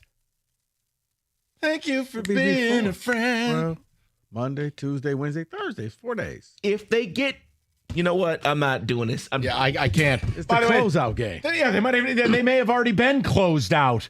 The way this team's playing. I guess right, but if this is a closeout game, I don't want to hear it's not your day to pitch.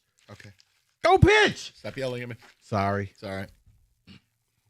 Thank you. Okay, we'll get to Go ahead and hit that, David. No, please don't. Stop. People are going to be confused if they just turn the show on, like, what is happening? It beats touchdown Detroit black guy getting thrown out of a bar. Not me. That was a caller. Right. I can't control what callers do. What made you think that was a good idea? We didn't have a chance to ask the caller. 97.1.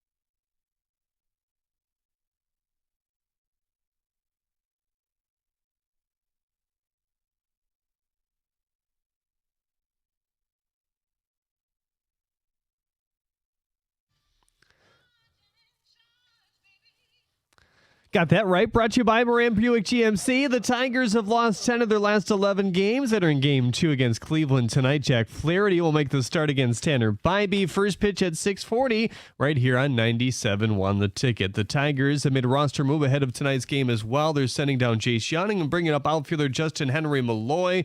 Malloy has played in 49 games this season, carrying an OPS of 643. Stephen Kwan has been a tough out for the Tigers this season. He spoke about the atmosphere yesterday, Progressive Field.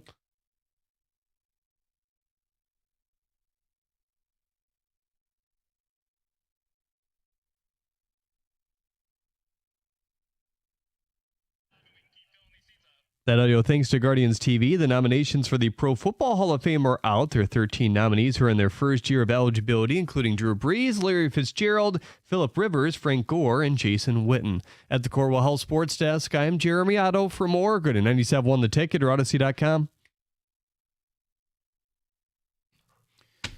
We'll get right back to business in a moment. Here's 7 minutes of football. David.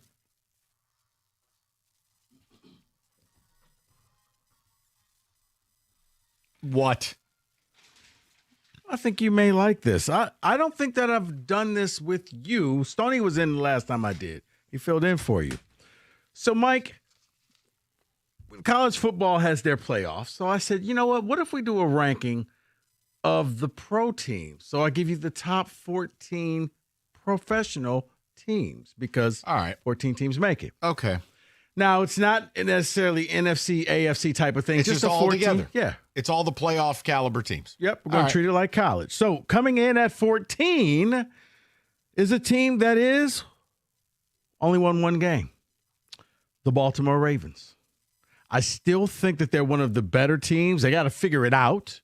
I think they will against Kansas City. They have all the tools there, but they're still just 1-2. Yeah, look, Sunday is winner take all. You fall to 1-3, you're dead. So I'll agree with you, but they best win that game because if they don't, there's something seriously wrong. Kansas City stinks. I would not have them in the top 14. I wouldn't. Just with my eye test. Okay. Can I just see Derrick Henry rage fall again, please? At 13, David, your Pittsburgh Steelers. No. 2-1. That's what I would not have. I disagree with this entirely. Why is that? They have no verticality to the offense. The defense stinks. And they were the benefactor of 3 grotesque fumbles, including 2 into the end zone by the Patriots. They're lucky to even escape that with a W. Some may just call that good defense. Nope, it's not. It wasn't. The Jets should have beat them, and the Patriots should have beat them. So, no. I'm out. I think that's a joke. At 12, the Seattle Seahawks. Somebody's got to make it. I'd still have them below the Ravens.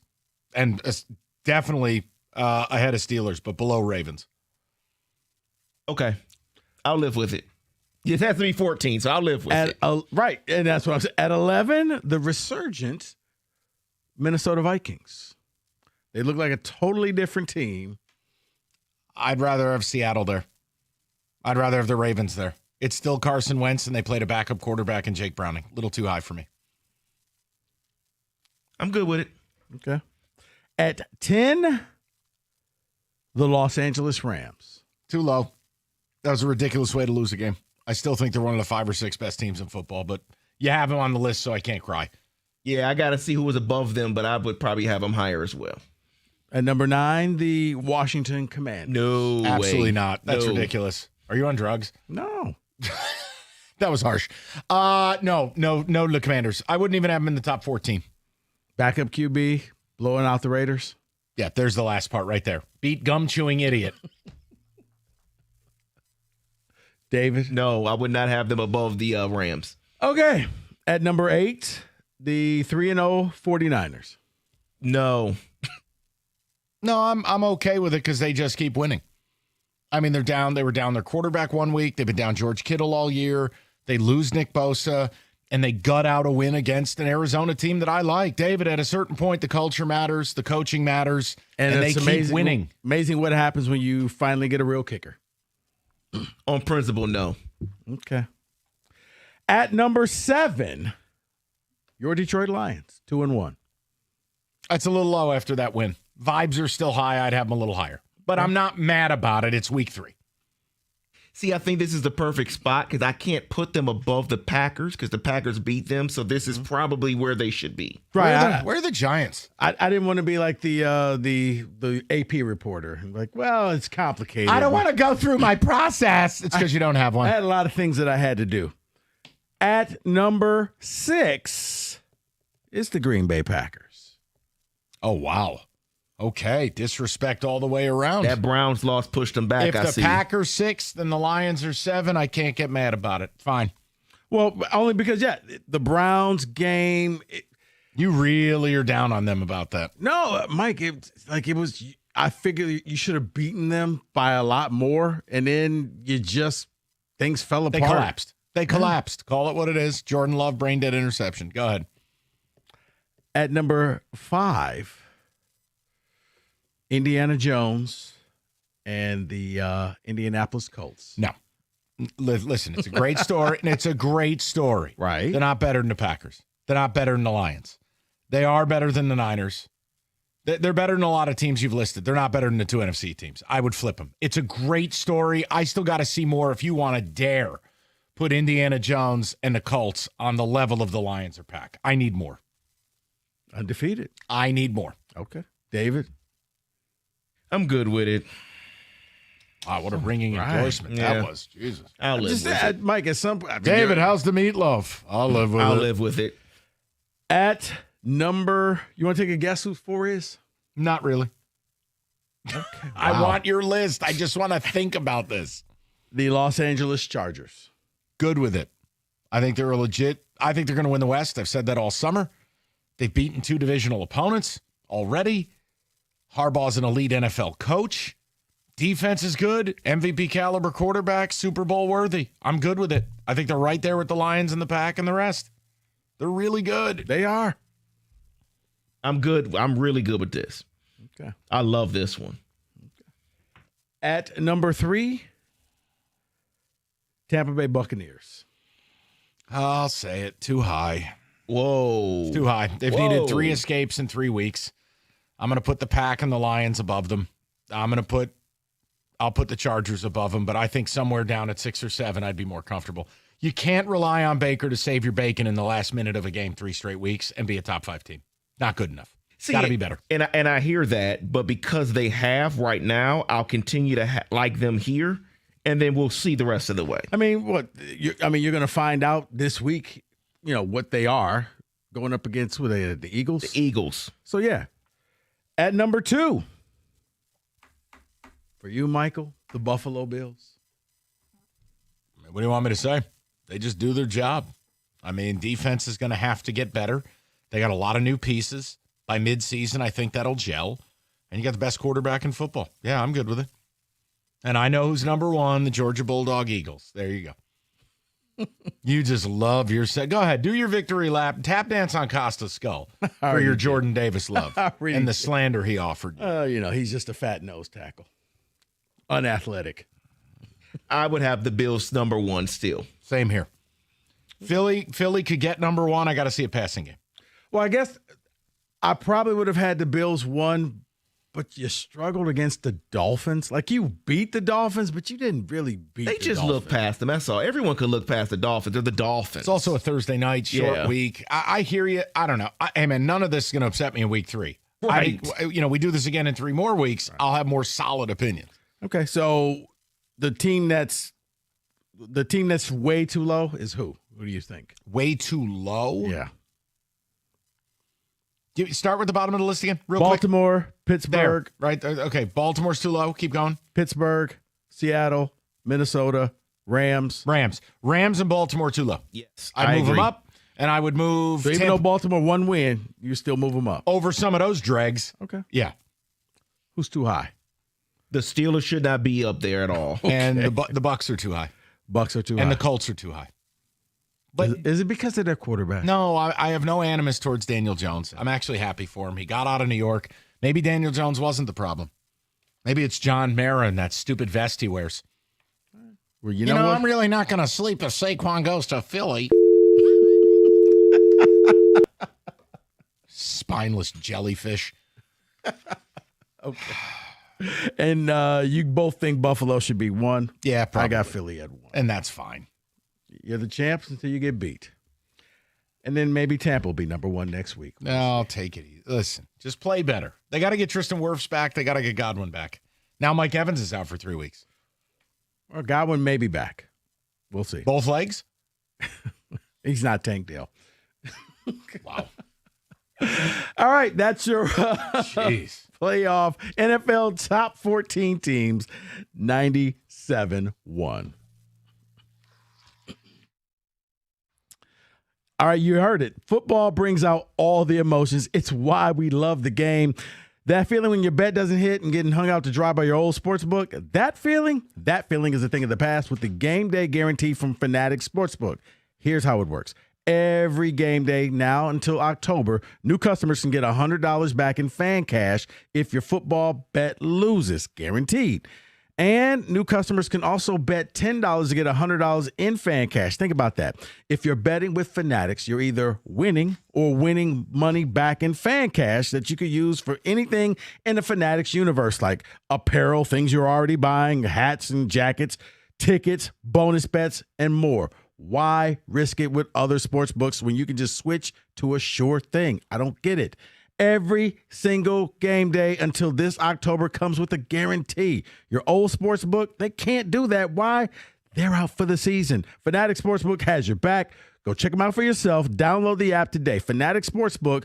Winning hits different here. You got to be 21 or older. If you got a gambling problem, call 1-800-GAMBLER.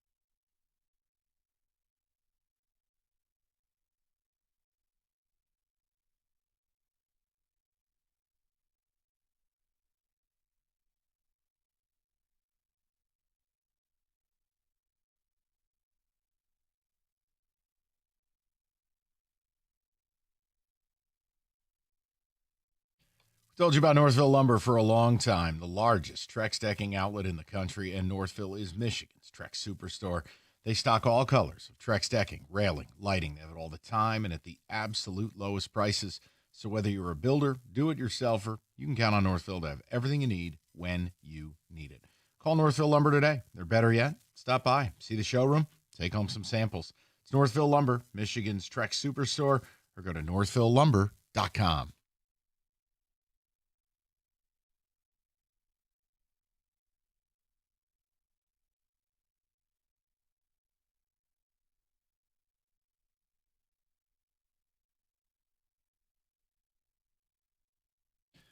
All right, we'll get back to your calls. We'll check in with David on Ticket Text. We're rapping about the Tigers. And, I mean, last night, I've watched baseball since as long as I can remember, man.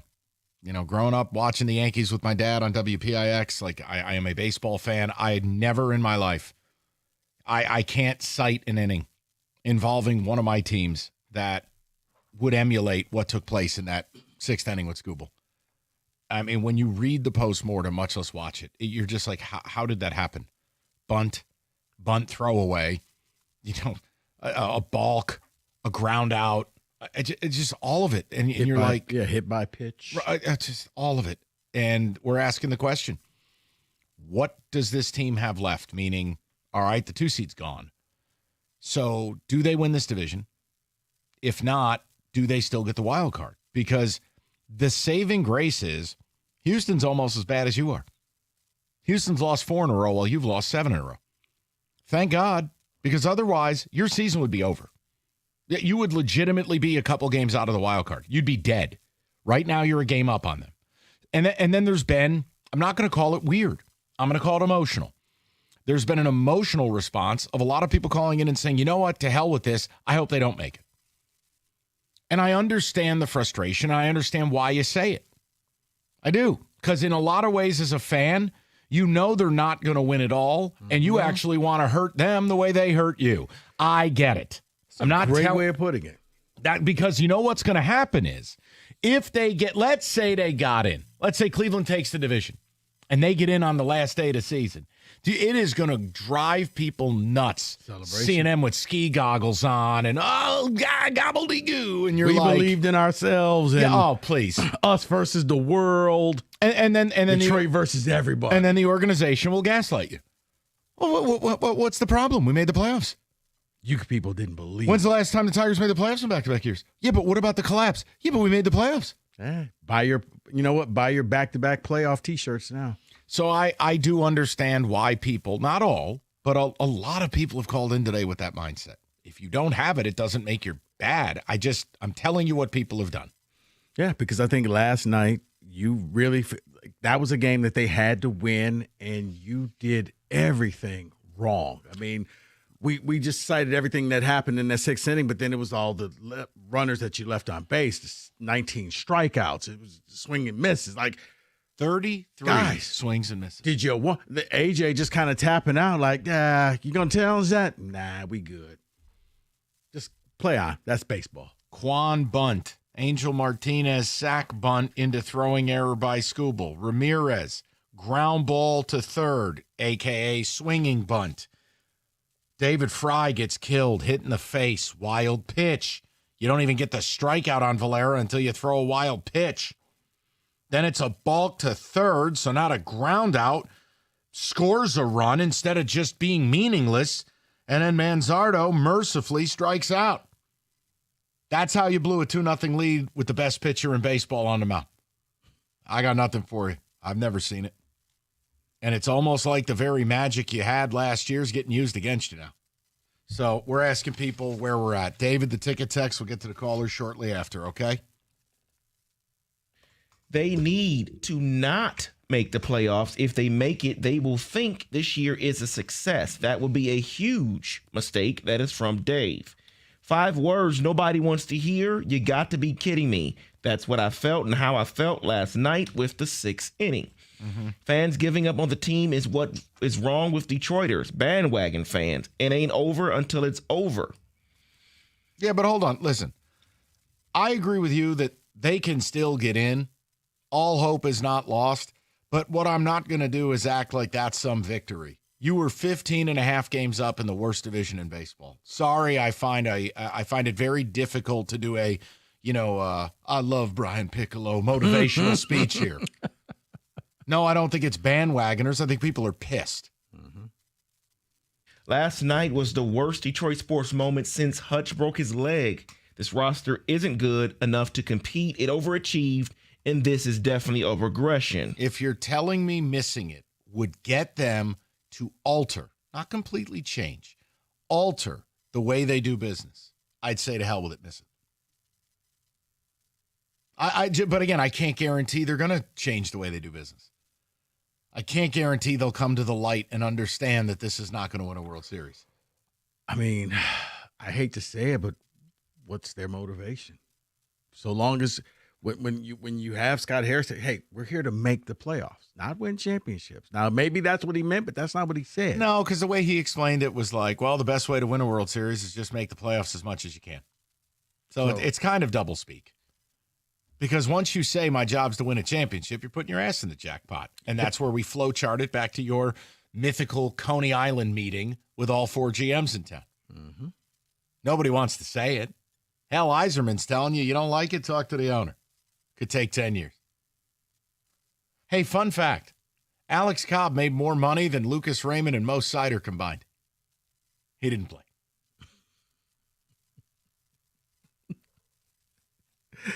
I can make a joke, but I won't. Don't. Let's go to the people. We'll go to AC, 97.1. AC, what's going on, buddy? Hey, Mike Rico, long-time listener, first-time caller. How are you? Barely hanging in there, dude. I've been waiting to call for a while, but I didn't want to put the bad juju out there, you know. Man, Scott Harris, killing me, dude. Everyone wants to talk about the trade deadline, but, man, look at the offseason. Ever since he's been here, it's just been a timeline of BS. Every year, new excuses not to win. Remember a couple years back? Oh, we got to get these expensive contracts off the book. We got to get Miggy off the books.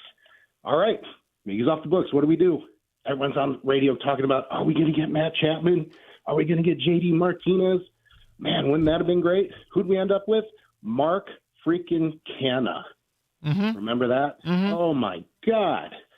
We can't block the at-bats for these young guys that we still haven't seen yet, by the way. So then, after that, we got to have a young core established. Then we can spend money. Then after we have that young core. So we trade Flaherty, we trade Canna, we trade everybody else who are all on one-year contracts, by the way. Yep. Then we go on this miracle run. The Gritty Tides. We're here. Young core. Check. Meadows, Green, Torque, Skubal. They're here. All right. Sweet. Man, last year's postseason, gut-wrenching. We have that press conference afterwards, and Scott Harris walks out with his smug face in that frat boy business school freaking gray sweater and a depressed A.J. Hinch. Looked like he just had one of his parents taking off life support. And comes out there and tells us, man, we had an awesome season. We are ahead of schedule. Wow. Our minor league system is stocked. We have equity to trade with. Oh, man, it's just, everything great from here on out. A.J. Hinch, meanwhile, looking over later like, oh, dude, that was a lot. But here I am. Oh, boy. So, anyway, this offseason, who are we going to get? Are we going to get Bregman? Oh, man, dude, I do not believe for 1 second Harris was serious about Bregman. I'm willing to put money that AJ was begging him for Bregman. And Scott Harris is like, well, I'll see what I can do. Okay. All so right, you we'll never know, don't but think that offer was legit? I think he was putting it out there, but you know how these trade talks go. Like, okay, you'll give us that. Well, we want this just a little bit more. They always try to push the edge of the envelope just a little bit. And Scott Harris wasn't budging on anything. Well, look, So, maybe I this think it was collapse, AJ. maybe when Bregman opts out in Boston, they get it done this go around. I don't know, AC. The problem, too. No, I hope so, man. I hope so. But the because problem we is end the up with Skubal this- situation. Now you're down to Yeah. Skubal's last year. Yep. You're not paying him Oh, get $400 ready for million. next trade. Get ready for next trade deadline, Mike, because he's gone. No. When we're in fourth freaking place. Here's my next rule. year- Here's my rule, AC. We're going to make a deal together. Okay. They either deal him at the winter meetings or you ride it out. I swear to God, if I they agree. trade him at the deadline for 10 cents on the dollar, my head will explode. I 1,000% agree with you, but that's not what's going to happen because Scott Harris is the smartest guy in the room. Look at this trade deadline. Trade deadlines are supposed to be the icing on the cake, the cherry on top. Yep. What do we end up doing? He put something else on top of the Sunday. I don't need to tell you what. Yeah. Bro, that was not bargain bin. That was a dumpster rummage. Yes. That was a dumpster rummage behind the worst Chinese food takeout place you've ever seen. Oh, my God. Yeah, it was horrible. I don't even know. Dude, we had people calling into the radio going, oh, Charlie Morton, he's going to be our Kenny Rogers.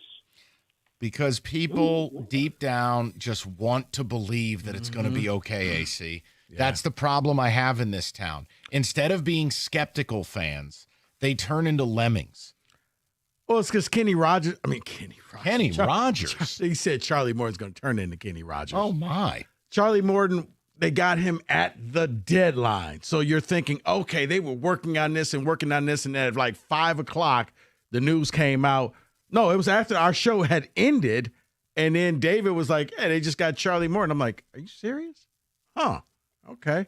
And so you figured that's what they were working on the entire trade deadline day, and they were hoping that he could bring back some magic and maybe be the number 2 guy, and the next thing you know, he's no longer on the team.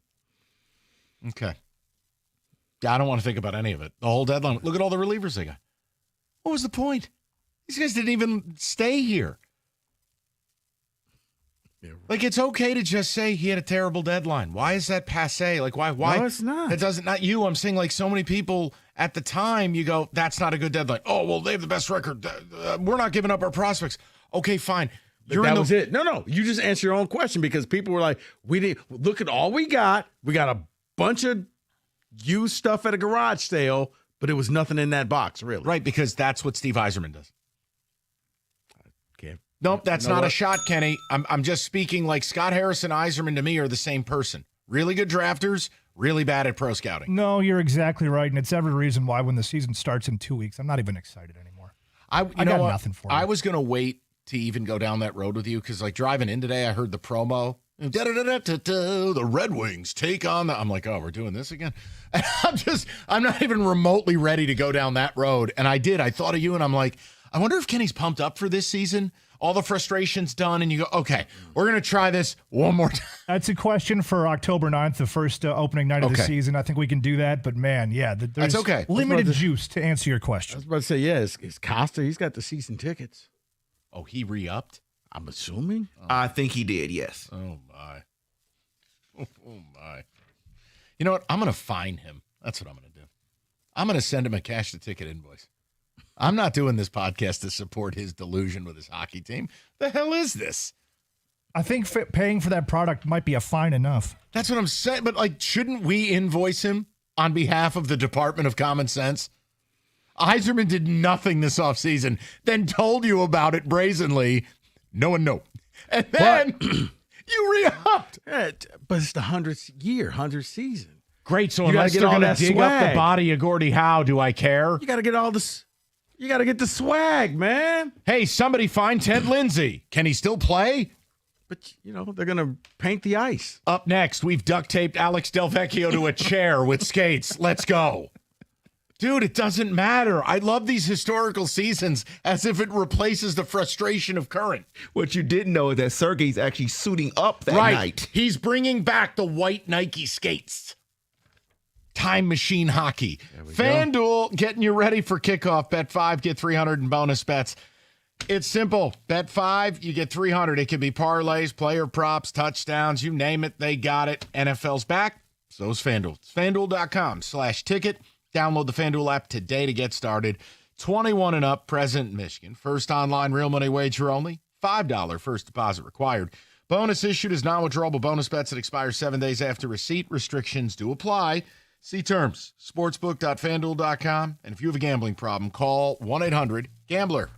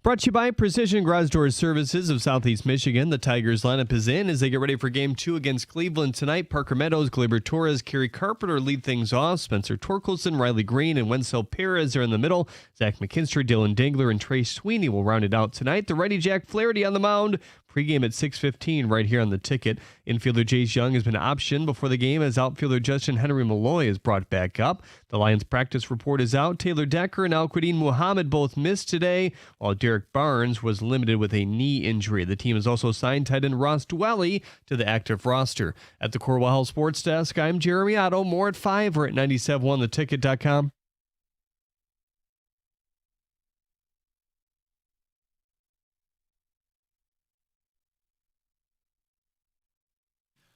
All right, we'll get to the calls. We'll get a little football today, kind of reset everything at 5. And then as of right now, David, any report about weather in Cleveland? I know they were talking about it on the broadcast last night. Are we good to go?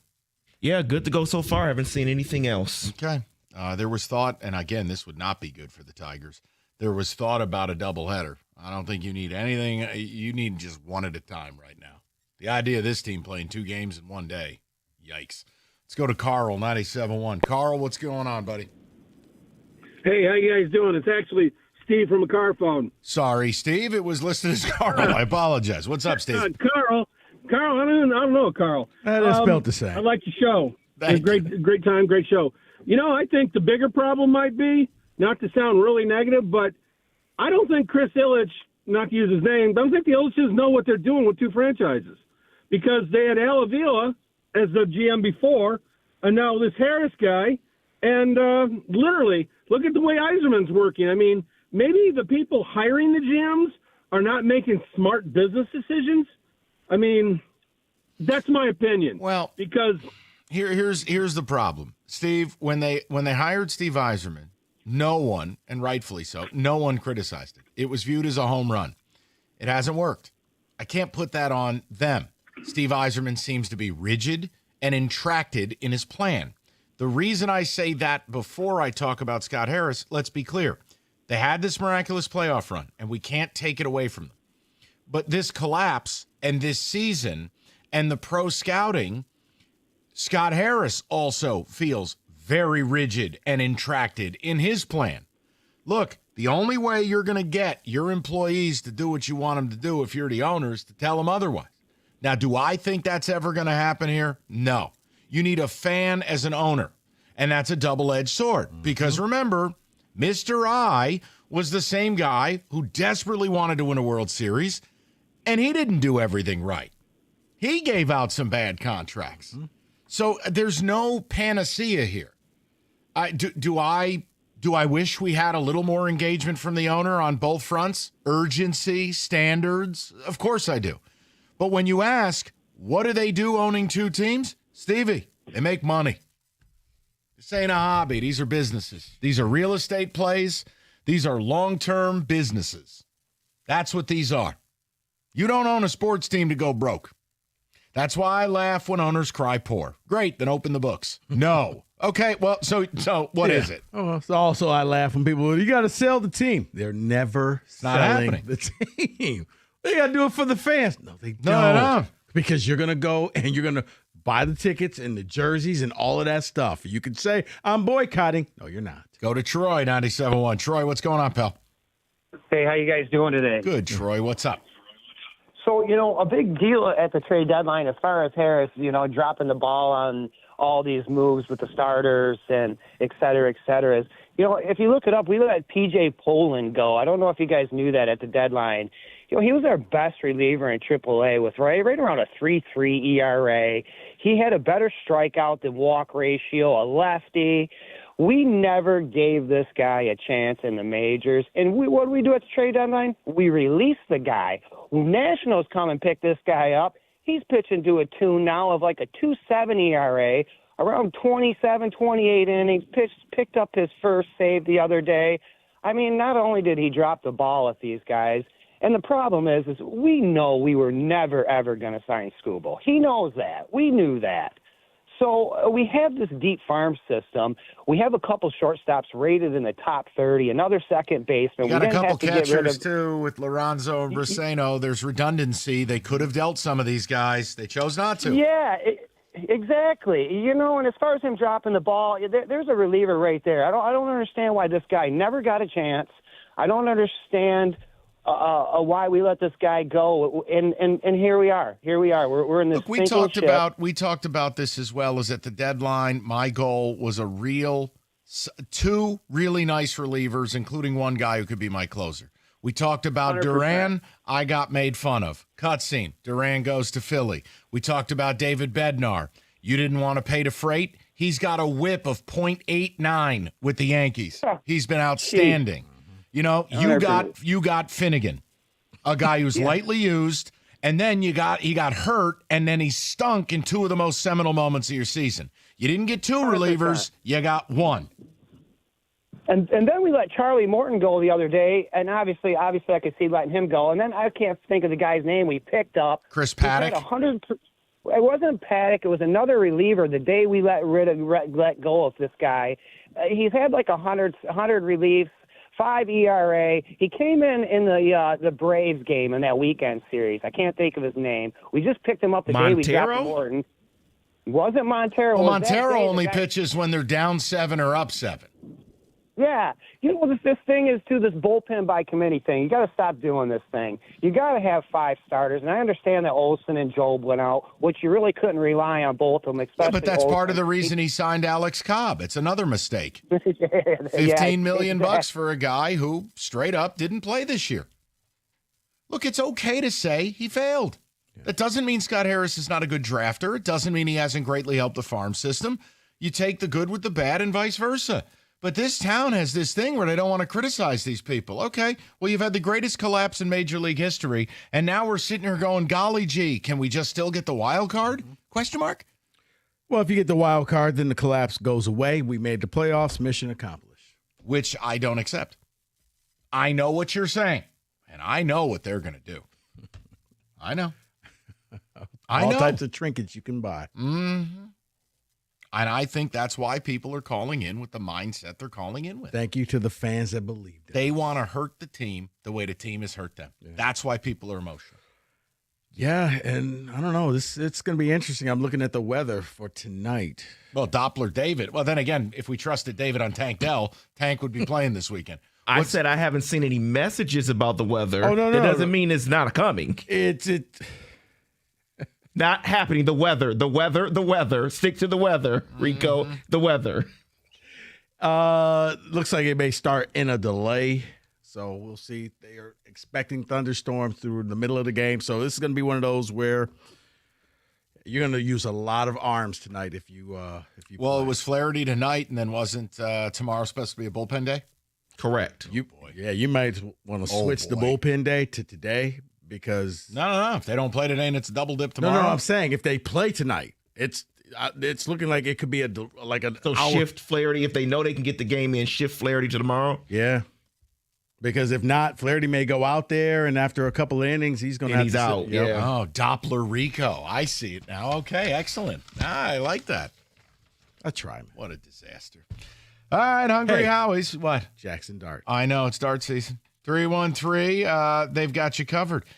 Or whether it's the Howie rolls, baked subs, salads, and, of course, the pizza. Well, they have authentic Detroit-style pizza as well. Premium ingredients. And really a very fair price in the pizza game right now. $12.99 for a Detroit-style pizza from Hungry Howie's. Go over to hungryhowies.com. You can celebrate with an authentic Detroit-style pizza or just eat your feelings when the Tigers inevitably lose again. It is Hungry Howie's.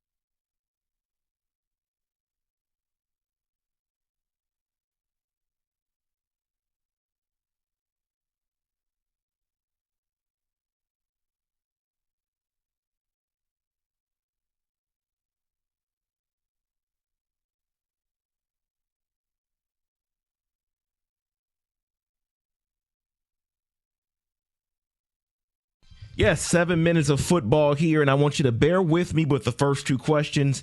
I understand we do not do radio in Oklahoma, but I want to focus on that state for a quick second. First one here, John Mateer out for a month. Let me go through their schedule here for that month. You don't need to. They're all losses. This is heartbreaking. John Mateer was an American hero. Then, yeah. No, it's just they rely on him for everything. They don't have a great running game. He's a do-it-all quarterback. And unlike the Big Ten, which is wussy ball, in the SEC, you don't get any free rides. Hey, Cookies, hope you're listening in your little clown car. You don't get free rides in the SEC. Why, Kenny? That's what the money's for? No, try it again. I don't know. It's too much snap and point, Mike. SEC, it just means more. Yeah, I mean, that was a given. I don't think I even need to say that out loud. Okay, carry on. Just so people know, yes, they're off this week. Then they have Kent State, Texas, at South Carolina, and Ole Miss. They'll lose a minimum 2 out of 3. They'll probably lose all 3 of those. Thank God Kent State is there. That's the Lieutenant Dan team. And if he returns November 1st, that's at Tennessee. So, great. I mean, unless the backup QB, I like their defense, Mike. And if you have just a guy who can not turn the ball over, maybe you can win games by. I'm rooting for you. Okay. Next. And then one more in the state of Oklahoma. Yeah. Yes, Gundy is gone. Yes. We know this. I know who they should hire. Well, I'll get to that in a second. Mel Tucker. Because what I want to ask you is based on that. I mean, they do have thundersticks. Based on you knowing who they should go get. The AD spoke in the press conference after they fired Gundy, and he said, what I am extremely comfortable of is we are resourced at the level we need to be resourced at. He's talking about NIL. Okay. This is not an inexpensive football team we currently have. I feel really good about the investment that we've made here. I'll give you 3 names. Okay. Ready? 1 is G.J. Kinney, Texas State head coach, former Tulsa quarterback. Knows the state, knows the area, rocks a wicked flat brim and a beard. Eric Morris, former offensive coordinator at Wazoo, who helped Cam Ward. He's at North Texas, and they're flying this year. They run 1 play per 20 seconds. Lightning. The other one, I don't know if you can get him, but you could sure as hell try. I'd call Will Stein, Oregon's offensive coordinator. He's like 12 years old. Would you like to coach in the Big 12 and wear a cowboy hat? You know what? I think you may get the Oregon offensive coordinator, Mike, because you have to remember, fans, Texas State, we got our coach from Texas They're State. a member of the Pac-12. You will watch your mouth. Are they, though? Yeah. Hey, your sport. See, and here's why I asked What do you want from me? No. Here's the I'm sorry, David. I didn't mean to cut you off. It's like when everybody laughed at Cignetti. Oh, James Madison. What kind of program they have? I know. He was a great fit for them. This is where fans and alums can just get in their own way. We need the big name. Well, this guy's better. But, yeah, look where he came But you're not from. going to get it at Okie State. The point I'm making is you got to hire someone who knows the area, knows what the hell they're getting into. I like the Texas State and the Oregon offensive coordinator, but then again, You don't like Eric Morris. Is it just Oregon? Like, is it a system? It might be. Look, I don't get to. This is the folly with coaching lists. We don't get to interview these people. Correct. I don't know. But the reason Maybe why the guy shows up, he doesn't have pants on. Well, you're not getting the job. Like, what do you want me to Like I said, maybe. Never mind. Nope. But the reason why I asked about the job at OK State is because if you're saying you're committed to NIL, who's the big threat in the Big 12? I mean, Arizona State right now is the hotness. Activate the But Valley. how long does that last? David, if you're committed to NIL, if you've been to Arizona State, you'd learn. Oh, well, It should last forever. It's an incredible place. Texas Tech. Texas Tech is the one. There it is. Landman. I'm think if you go to convinced the Arizona whole State- cast of Landman is who's paying for NIL. Yes. Texas Tech, Arizona State would be the 2. I think if you go to Arizona State, it does last forever. Let's move on to the next question here. The betting world, yes, technically there is a favorite. There's always going to be a favorite in the betting world when it comes to the national title favorite. But in reality, when you look at what the current state of every team is right now, is there a true favorite in your mind?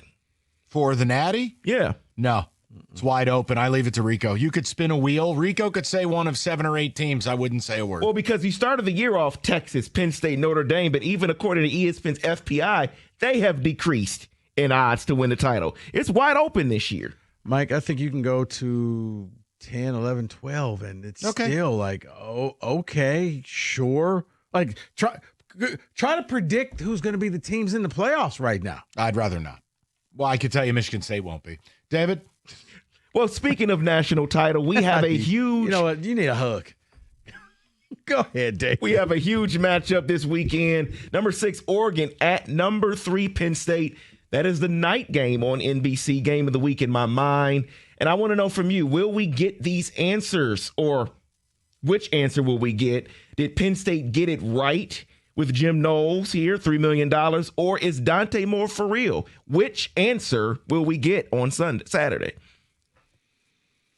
I mean, it's going to be the best defense that Dante Moore is going to go up against. So we're going to see if it's just the system. Because I do believe that Oregon is a plug and play. You can stick anybody back there, quarterback, at wide receiver, at running back, and it'll just work.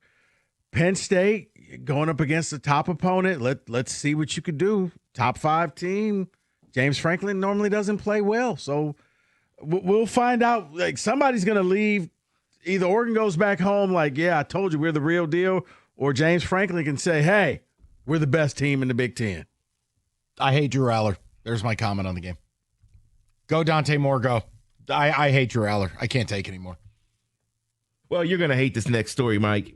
Enrico? What does it have to do with MSU? I blame you, Rico. Okay. That's sure. one. That's fine. According to a new report, Netflix recently set its sight on getting the annual Notre Dame USC game in an effort to get in on the live college football rights. See everybody tomorrow. And, of course, the Big Ten said no. Here's the quote. It says the streamer reportedly worked out alongside USC to move it to a neutral site game to circumvent the agreements and get in on this game. Your fault, Rico. No, it's not. Your fault. No, it's not. You know whose fault it is? Notre Dame. Notre Dame they were independent. They could do whatever they want. They could make whatever deals that they want. That was a Notre Dame thing long before me. So, no, take that back. Netflix is going to get in the game, the Big though. Ten They're was just going like, to. No, USC belongs to us, so you don't get to do that. But Notre Dame can strike up a deal with the devil. Well, they probably won't make a deal with the devil, but you know what I mean. They can make a deal with anybody. Yeah, according to the Big Ten, it said that they had conversations around it and said USC breached customs within the tradition. What? Whatever. And then I want to give people a warning here. Just a warning, people, because it's going around. There may be something wrong with Carson Beck. People are sitting here writing articles about it and saying that his velocity seems to have gone down. He did have UCL surgery in December, and that they surprisingly used a ton of screens in that game on Saturday. So just keep an eye on that when you're looking at Miami the rest of the way. You know what? The week prior, he was cutting it loose against South Florida. I'm not going to overreact to anything anymore with him. I mean, the game plan against Florida, it's easy to be simple. Florida was never going to score. You don't make tons of at-risk throws. I haven't seen a huge difference in him. I mean, Kenny, he was your quarterback. Does he look night and day different? He did have his worst game this year. Well, I mean, Carson Beck being inconsistent, I could have warned anybody that was going to happen. Wow. That's why Georgia didn't want him. I'm sorry, but it's true. Wow. What did he do there? Nothing. Well, this is one bad game. He hasn't been inconsistent this year. God forbid we get some. Just you wait. Just you wait. Okay. Oh, my. All right. Well, that didn't go as planned. And the hate is coming strong. That escalated very, very fast. Kenny today. Wow. Right. Other than that, Mrs. Lincoln, how was the play? Wow. And on that note, that is your college football blitz.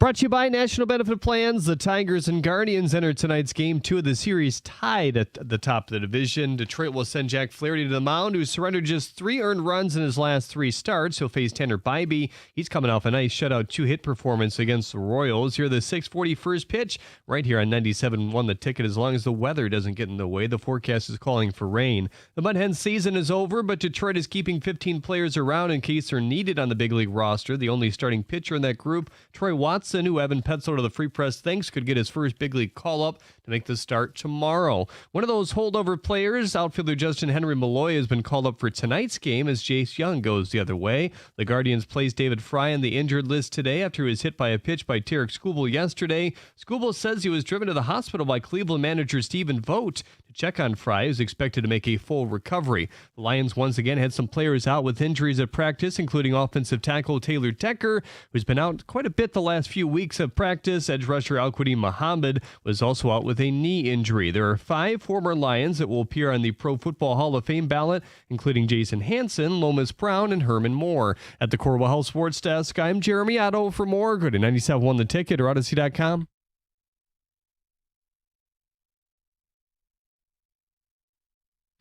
All right, 5 o'clock. So we're talking Tigers, and the question we've put out there, you guys can answer it any way you want. I mean, the 2 seed is gone. That's done.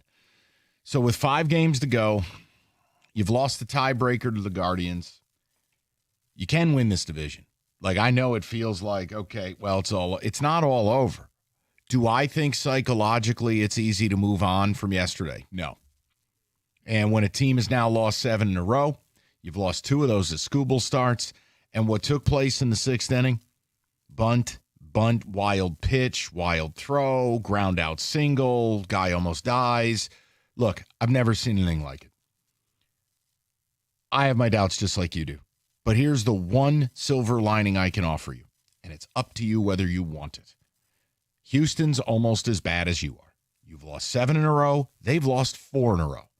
That's the only reason you are still in the playoffs. You're a game up in the wild card. So I want to know, do they win this division? And if they don't win the division, do they get the wild card? And the last layer to this is just the emotional part. We've had a lot of people call in, write in, text in. To hell with these guys. I don't even want them to make it. That's how angry I am at them. That's how angry I am at the trade deadline. And a lot of people just believe, and probably falsely, that if they miss it, it'll force a little bit of an ideological shift in how they run this franchise. I'm not mad in the least if people feel that way. Being a fan's an emotional experience. Sports are about emotion. And a lot of times you just view it like you want your team to hurt the way you hurt. Mm-hmm. And I'm not mad at you, and I'm not going to be like other day parts and yell at you for that. The bottom line is I want to know where you're at with it because, yeah, I obviously don't think they're winning the division. The wild card right now is essentially a coin flip.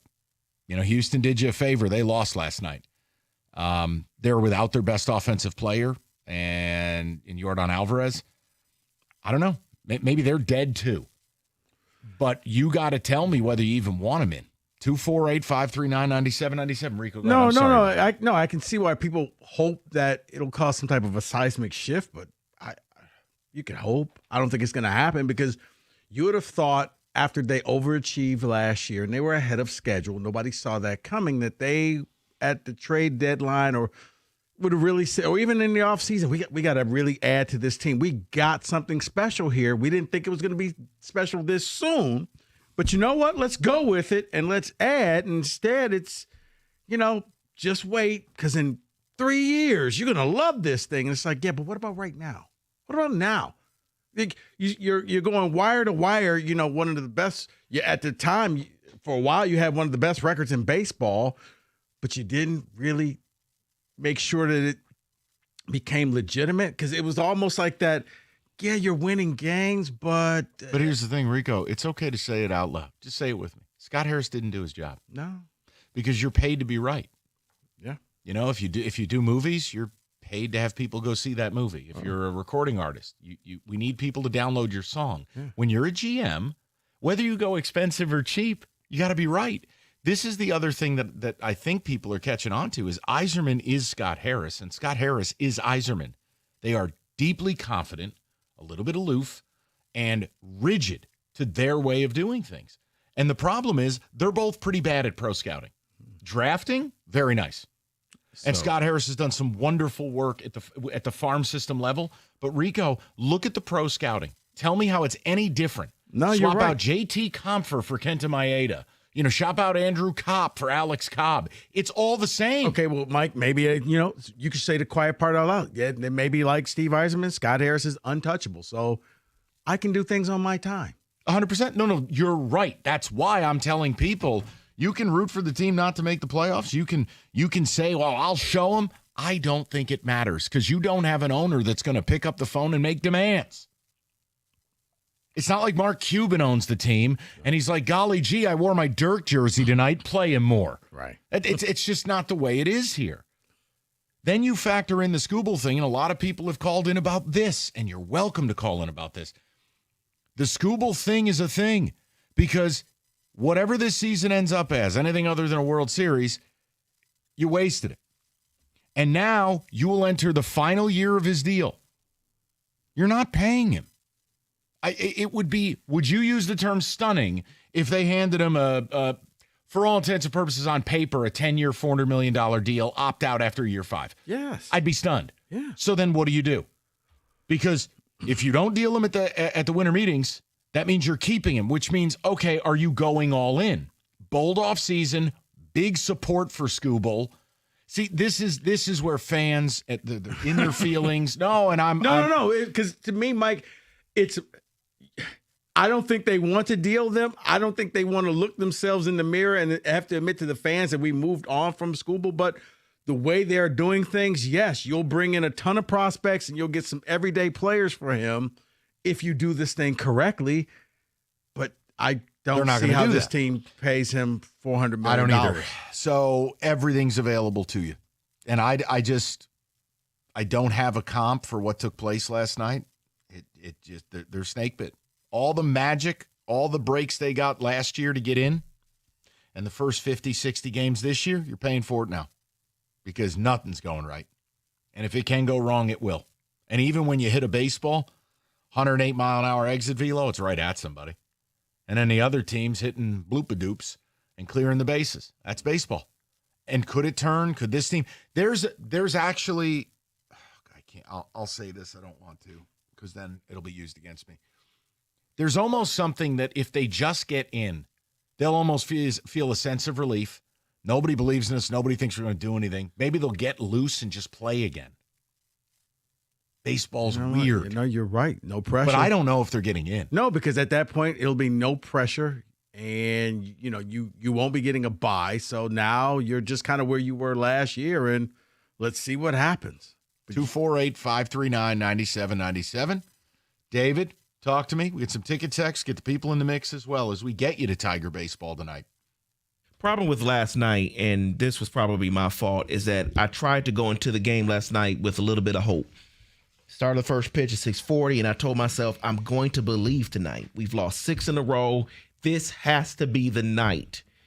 And then they got to the 6th inning, and it's like, what is happening? And I felt crushed, and that's my fault. I'm still holding hope that they make the playoffs, but it's very low. My faith is very low on this team right now because I could not believe what I saw last night. You cannot strike out 19 times. That's ridiculous when that is not even your team philosophy. The strike zone is something that's supposed to protect. That's what AJ preaches. Mm-hmm. Protect the strike zone. And you expand the strike zone, and you're just swinging at anything on a night where you knew you needed to have the game. After an off day, you knew you needed the game, and it was just ridiculous. And then, Skubal does what he does in the 6th inning, and that, it felt like the microcosm of the season. You start off 1-0, 2-0. It was like, okay, just like they started the season, hot and going, and first to this and first to that, and then it just all came crashing down. Yeah, because even though they missed opportunities, you figured, okay, Skubal 2-0. My thing, though, David, we said it, whoever gets to 3 first. And looking at that bullpen, I would have felt a lot better had they had, 3-0, 4-0, because then you could afford a couple of slip-up, a couple of mistakes 2-0, I didn't think was enough. We had said it yesterday. First one to 3, and it was Cleveland. You want your lineup for tonight? Yeah. Meadows leading off, Torres 2, Carp 3, Torque 4, Riley Green down to 5 in the order, Wenseal, McKinstry, Dingler, and for our caller Harry from last hour, Trey Sweeney hitting 9th. There's your lineup tonight. We'll get to the people momentarily, and whatever you guys want, it's on tap. There's a lot to unpack with this team. I'll still keep hope alive, but no, it doesn't seem like they're going to win baseball games. But then you look at it, and it's like, come on, man, you're going to win a game or two, right? And that's all it would take to still make it.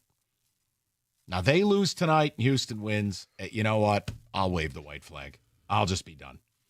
But I got to believe they get something out of Flaherty tonight. They find a way, right? I mean, it's how do you bounce back from a game like last? And this is where you find thing. out the true leaders of the team, Mike. It's somebody has to rally these guys and say, okay, forget about last night. We have to win tonight. This is must win. You play to win. You and Herm Edwards right there. Good for you. September, Truck Month, Moran Chevrolet. Perfect time to elevate your tailgating game at Moran, Michigan's #1 selling Chevy dealer. Game day start, the 26 Silverado Crew Cab. You can lease one at Moran right now, $349 a month, 24 months. The 26 Equinox LT, $279 a month, 36 months. Deal of the season. You can save time and money at the pump and go electric with the 25 Equinox EV. Lease yours now, $89 a month, 24 months. That's right, $89 a month. All payments, $999 down. MoranExpress.com or stop in on Gratiot just north of 15 Mile in Clinton Township. Moran Chevrolet, where you always get the best price period. It's Chevrolet. Together, let's drive.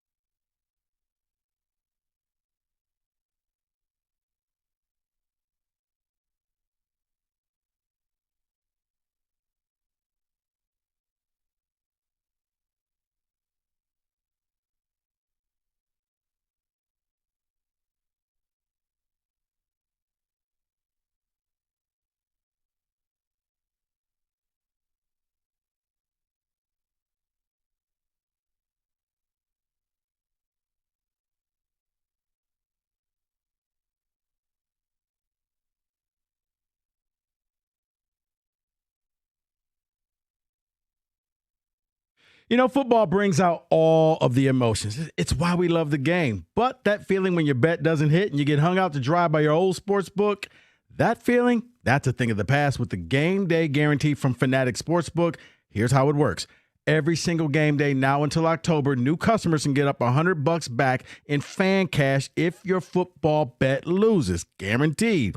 And new customers can also bet $10 to get $100 in fan cash. Think about that. If you're betting with Fanatics, you're either winning or you're winning back money in fan cash that you can use from anything in the Fanatics universe, like apparel, like hats and T-shirts and jackets, tickets, bonus bets, and more. Why risk it with other sportsbook when you could just switch to a sure thing? Every single game day until this October comes with a guarantee. Your old sportsbook, they're out for the season. Fanatics Sportsbook has your back. Go check them out for yourself. Download the app, Fanatics Sportsbook. Winning hits different here. You got to be 21 or older. If you got a gambling problem, call 1-800-GAMBLER.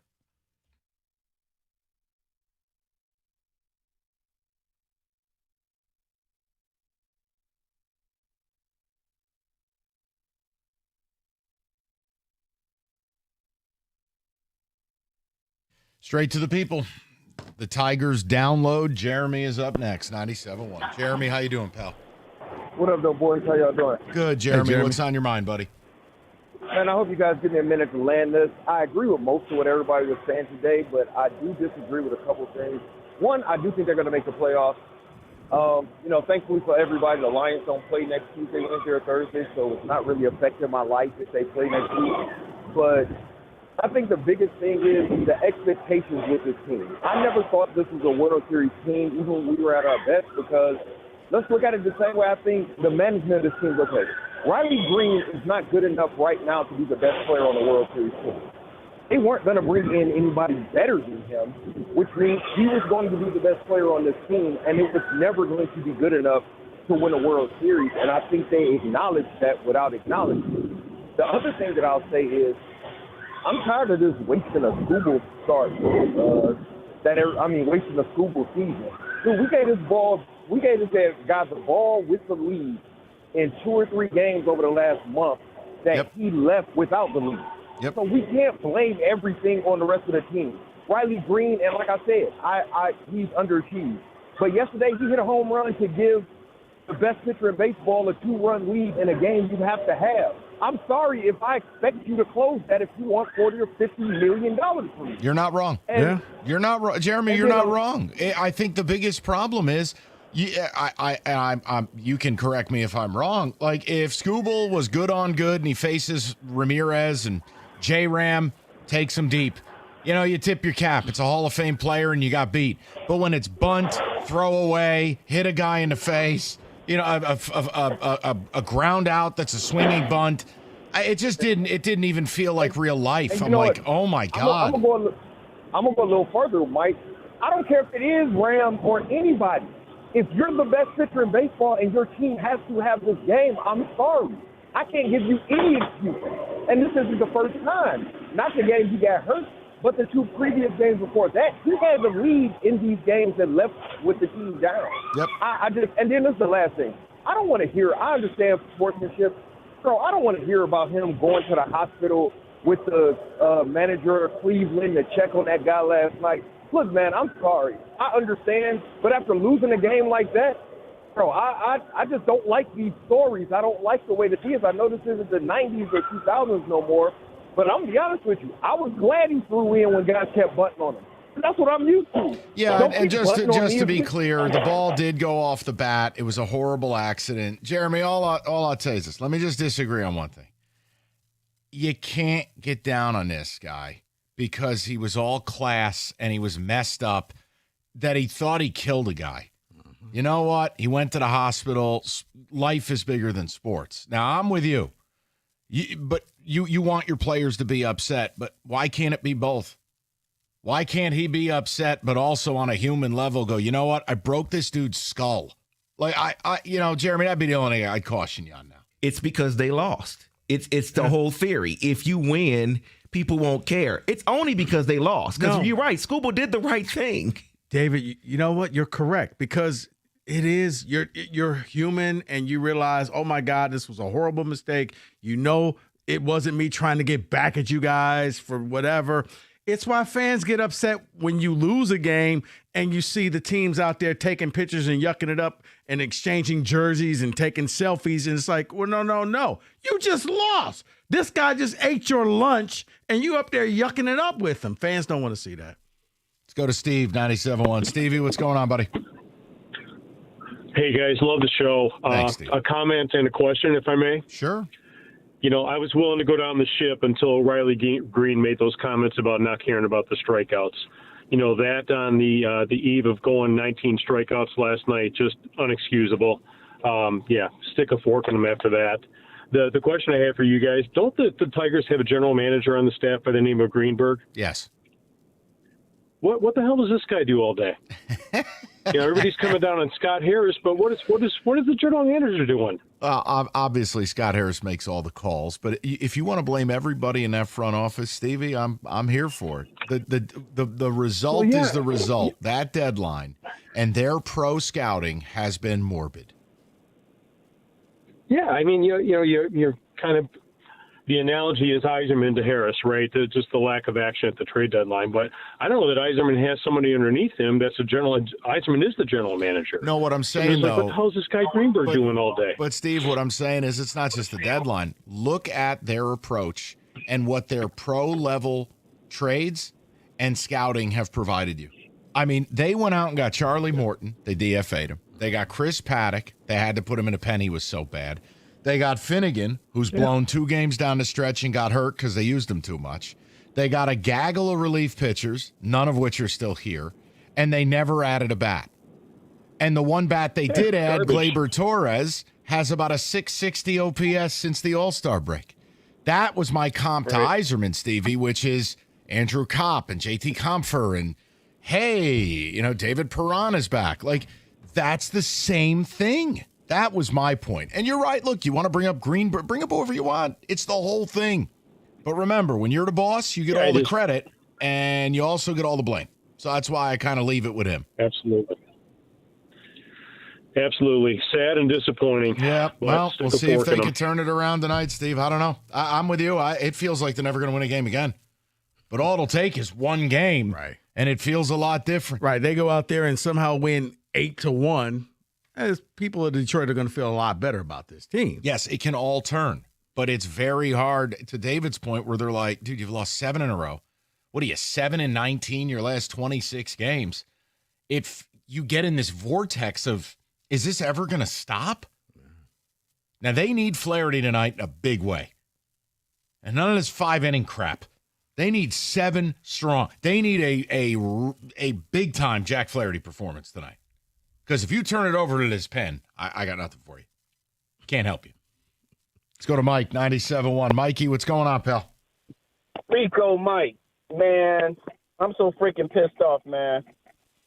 I love Mike Ilitch. Mike Ilitch did so much for the city of Detroit, man, back in the 80s and, 70s. And guy showed he wanted to win, man. He tried. And I just don't like it because it's only one generation later.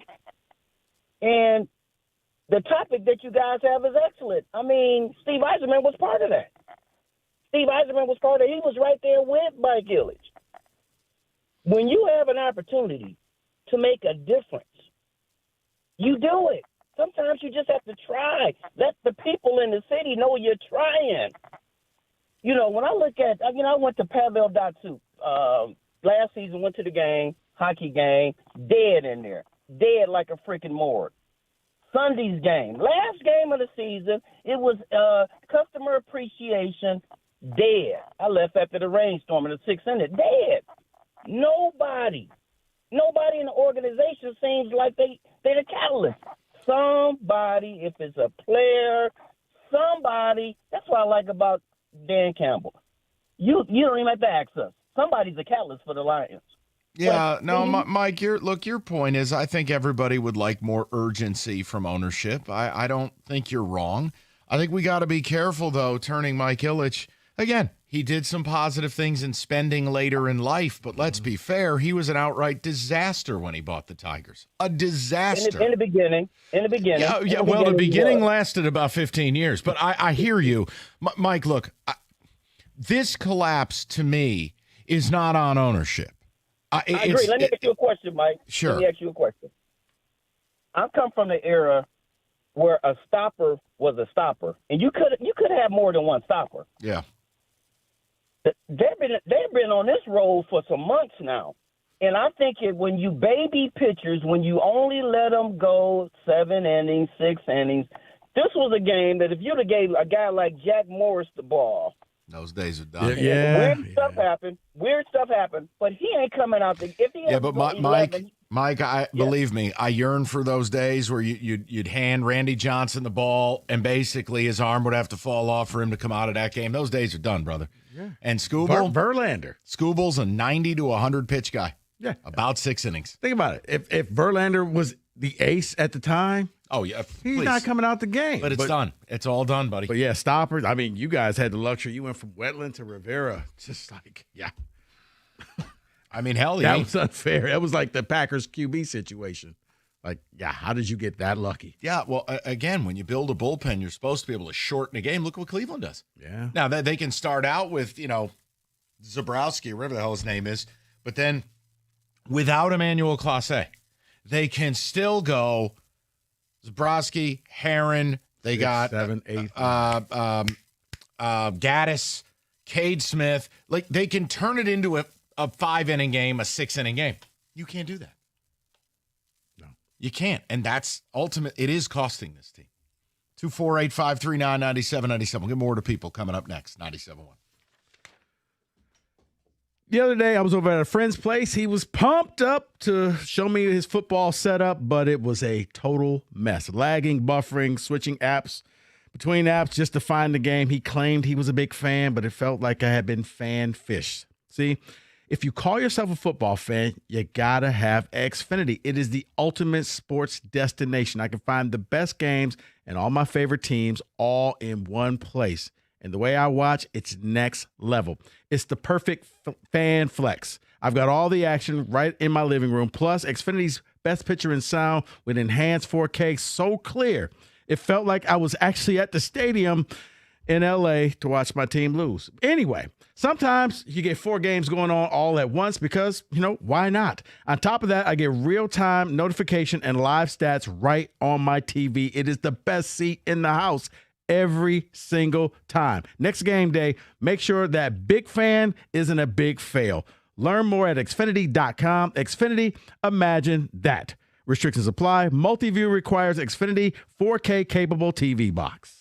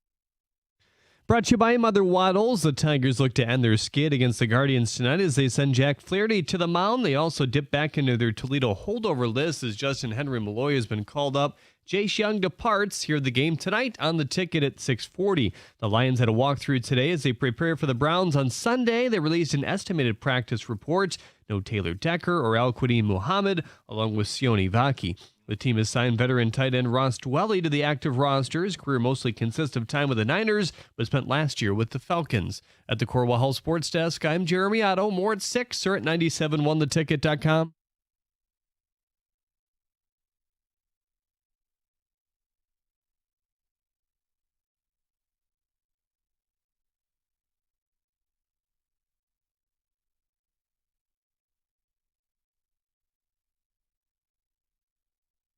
All right, David, quickly with a few ticket texts. We'll get the rest of the callers, get you to a football today, big finish, and then see if the Tigers can get up off the mat and try to save any semblance of self-respect here. David, what do you got? AJ started the day saying the team would focus on the zone. Then they went out Cade 19 times. AJ has a messaging problem with this team. No, he has a talent problem. I'll say it again to you. Now, you want to blame AJ? You want to say he's got a seat at the table and he's got a strong voice and he gets to rubber stamp player personnel? That's fine. Blame him. But it's a talent problem. Mm-hmm. You get in the, what did we talk about when this began? I never believed they were 25 games over team. It's why I made this stupid bet with Rico where I said 90 and 72 at best. And then we made this dinner bet. When you get to playoff baseball, which can start as early as August, usually is September, it's the idea of the pitching's better, the bullpen usage is more robust, and it's just harder. It's like winning a football game in December in the NFL. It's just more difficult. So the Trey Sweeneys and the Jahmai Joneses and the Jake Rogers and all of these, Akil Badu's, what are you doing in my car, even though he's not with the team right now. It's just funny. Those players are the ones who succumb to the pressure. I mean, I've watched Hall of Famers succumb to playoff pressure. Mm-hmm. Try living my life with Alex Rodriguez. It's not for everybody. Right. Aaron Judge, it's not for everybody. It's real. I can even go back. Greg Maddux, playoffs. You win. He was a dumpster fire. So look, I think it's a talent thing. What are you supposed to tell guys? Look, we need you to work the count. Be smart. Let's have quality at bats. 33 swings and misses. They're overmatched. I mean, Gavin Williams wasn't even on his A game last night. I would grade out Gavin Williams as a B-. And he cut you apart. And then when the bullpen comes in, you're completely overmatched. Gaddis, Cade Smith. Hey, I know you've hit. Cade Smith has given up 4 home runs on the season. 3 of them are to the Tigers. 2 of them were in a game way back in May where you bopped them and you really took them out. But outside of that, like when you really look at it, chips down and Cade Smith comes in the game, you're not getting a hit. No. Strike 3, strike 6, strike 9. No, like you said, they know how to shorten the game. All right. Why didn't they review the bunt that hit the guy in the leg? Why didn't AJ come out and hit somebody with a shovel to review it? Okay, don't hit somebody with a shovel, but you may want to go out there and, hey, can we review this? Because it hit him. It may have shown your team you're fighting for them. Yeah. And I don't get into the showmanship stuff. I'm not saying go Lou Piniella or Earl Weaver, but you in that moment, nothing else is working. Shovel, minimum bubblegum bucket, something. The old Earl Weaver kicking the dirt on anything. Jerry, 97.1. What's up, Jerry? Hey, not much, but this team's done. But they need a bat and they need pitching. But beyond that, AJ got outmanaged. The Cleveland manager figured out they couldn't hit him, so they bunted their way to 3 runs. And that was the game because once Skubal went out, it's the bullpen giving up the rest. It's over. This team's done. Yeah, Jer, I'm not mad at you for saying it. I feel it. You know why I'm leaving open the possibility. You know, if they win tonight, it all looks different tomorrow. The odds flip back in your favor. And you are still a game up in the wild card where Houston can't win right now. They've lost 4 in a row. Yeah, but for what? You're going to go into playoffs and lose right away? I'm not arguing. I'm ready Jerry, for the Lions. Okay, now we've gotten to it. Yep. Nope, Jerry, you have every right to feel that way, man. I'm not mad at you. Other hosts at this station might be, but I'm not. No, I totally understand. Yeah, Jerry's looking at one team that went out there and played the best game ever, looked like they could win the Super Bowl, followed by 24 hours later, a team that's just trying to get to the finish line. Well, at least they're trying, and at least the Lions showed something. I mean, if they lose, they don't win 15, but at least they're in the playoffs and they're doing something. You know, I want to watch them. I don't want to watch the Tigers. They're pathetic. Yeah, and again, I think part of this is they had the miracle run. They made the playoffs. You got your thrill of making it. After it's the same as the Lions. After you make it, the only thing that will satiate you is winning it. This is the angst phase. So now when Jerry calls in and he goes, well, who cares if they make it? They're not going to win it. That's a byproduct. I'm not writing off the possibility if they get in, they could still make noise. Why? They may just approach an exhale phase. You know what? I'll feel that way if Flaherty goes out there tonight and really does something. I'm like, okay, maybe he's the number 2 guy, and we got a nice little 1-2 punch. But a lot rides on this game. Yes. Let's go to Ethan, 97.1. Ethan, what's going on? Hey, Mike, how you doing? Good, Ethan. So, you asked earlier if we would just, at least for some of us fans, would we prefer if they didn't make it at all or if they made that wild card spot? At least for me, they got to make the wild card spot because as a fan that's watched so much of the last 7 years, 8 years where they were really awful for most of it, I'd still watch because it was like they would, if they were still in it, games actually mattered. But how do I watch regular season baseball if they have all these wins and all this success early in the season and none of it even mattered? Yep. At least if they make the playoffs, it makes you feel better going forward because, if they win, you can feel good about it. I think the problem is this, Ethan, and I'm only explaining this to you. I'm not. You have every right to your reaction, but Ethan, if they make it, they may become more emboldened that their way works. Versus what we're all seeing is, okay, guys, it was cute, but we need to get serious now. We need some ball players. And I'm not talking the Charlie Mortons, the Alex Cobbs, and the Gleyber Torreses. No, we need some ball players. So be careful, because if they make it, they're all spraying champagne all over each other. Oh, but Eddie's in the goggles. He's got the ski goggles on. Be careful. Because I'm telling you, they'll look at you and go, what's your problem, Spank? We made it. And I don't know how many fans in this town are going to be like, you put us through hell. You blew the division. Congrats. You were the least lousy of the lousy. Hey, we're good. Right. Well, guys, everything will be just fine because McGonigal, Clark, and Brasenio were just named to the minor league all-star team first team. Oh, boy. Here we go. All the nerds are going to be, it's going to be a late night. Where's Langford? A lot of roster baiting going on. Get excited about those prospects, nerds. Oh, my God, Baseball America. Good. Paper your room with it. Show me when they come up here if they can play. What? You just sent down a failed prospect in Chase Young. I know. But that's what they sold to people. Okay. This better work, man. IRS collectioner audit Abraham and Rose successfully specializes in resolving all tax problems for over 30 years. Extensive experience. If you're facing an IRS collection or audit, you can rely on them. Hey, 30 years in the game. It's a testament to Maurice and Jerry's success. They're experienced. They're ready to evaluate any underlying federal or state income tax or payroll taxes. Visit AbrahamandRose.com. You can call 248-539-5040, and you will never have to deal with the IRS again.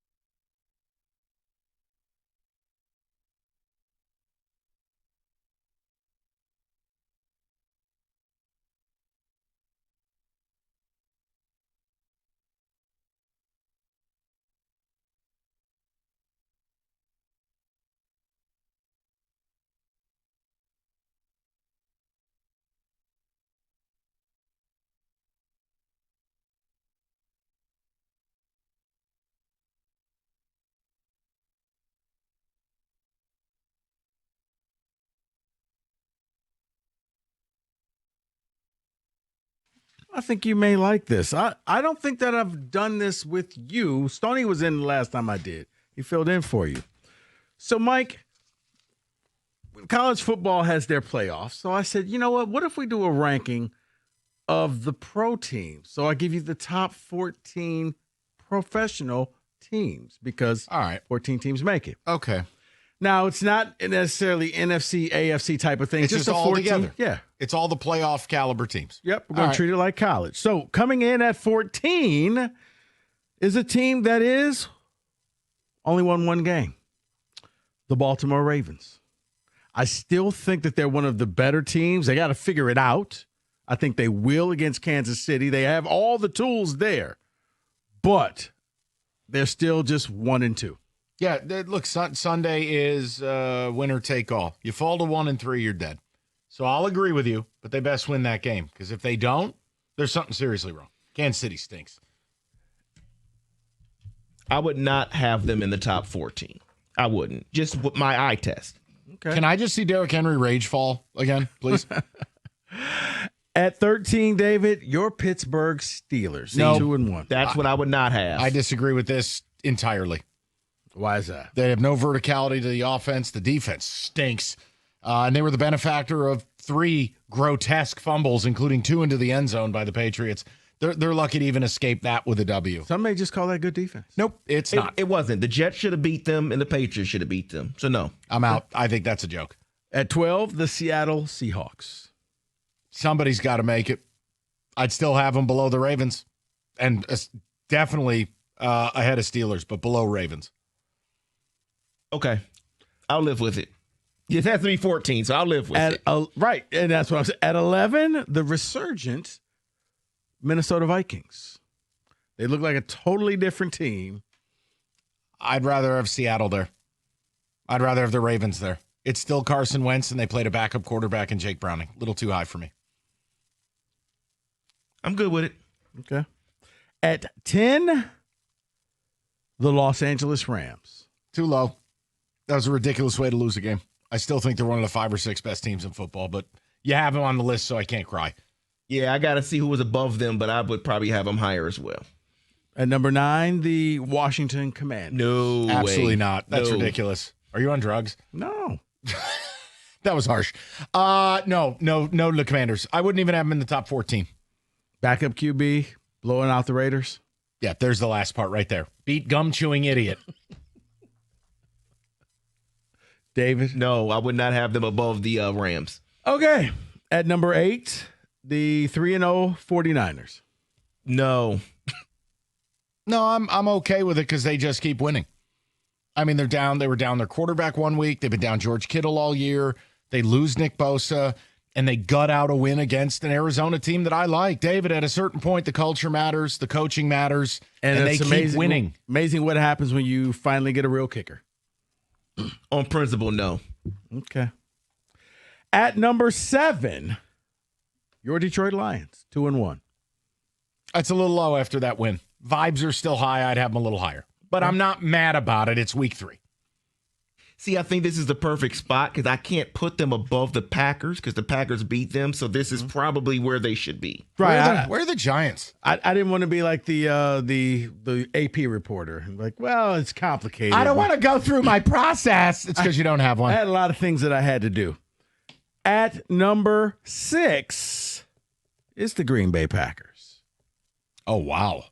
Okay, disrespect all the way around. That Browns loss pushed them back, If the Packers 6th and the Lions are 7, I can't get mad about it. Fine. Well, only because, the Browns game. You really are down on them about that. No, Mike, it was. I figured you should have beaten them by a lot more, and then things fell apart. They collapsed. Call it what it is. Jordan Love, brain dead interception. Go ahead. At number 5. Indiana Jones and the Indianapolis Colts. No. Listen, it's a great story, and it's a great story. Right. They're not better than the Packers. They're not better than the Lions. They are better than the Niners. They're better than a lot of teams you've listed. They're not better than the 2 NFC teams. I would flip them. It's a great story. I still got to see more if you want to dare put Indiana Jones and the Colts on the level of the Lions or Pack. I need more. Undefeated. I need more. Okay. David? I'm good with it. Wow, what a ringing endorsement that was. Jesus. I'll live with it. Mike, David, how's the meatloaf? I'll live with it. I'll live with it. At number, you want to take a guess who 4 is? Not really. Okay. I want your list. I just want to think about this. The Los Angeles Chargers. Good with it. I think they're legit. I think they're going to win the West. I've said that all summer. They've beaten 2 divisional opponents already. Harbaugh's an elite NFL coach. Defense is good. MVP caliber quarterback. Super Bowl worthy. I'm good with it. I think they're right there with the Lions and the Pack and the rest. They're really good. They are.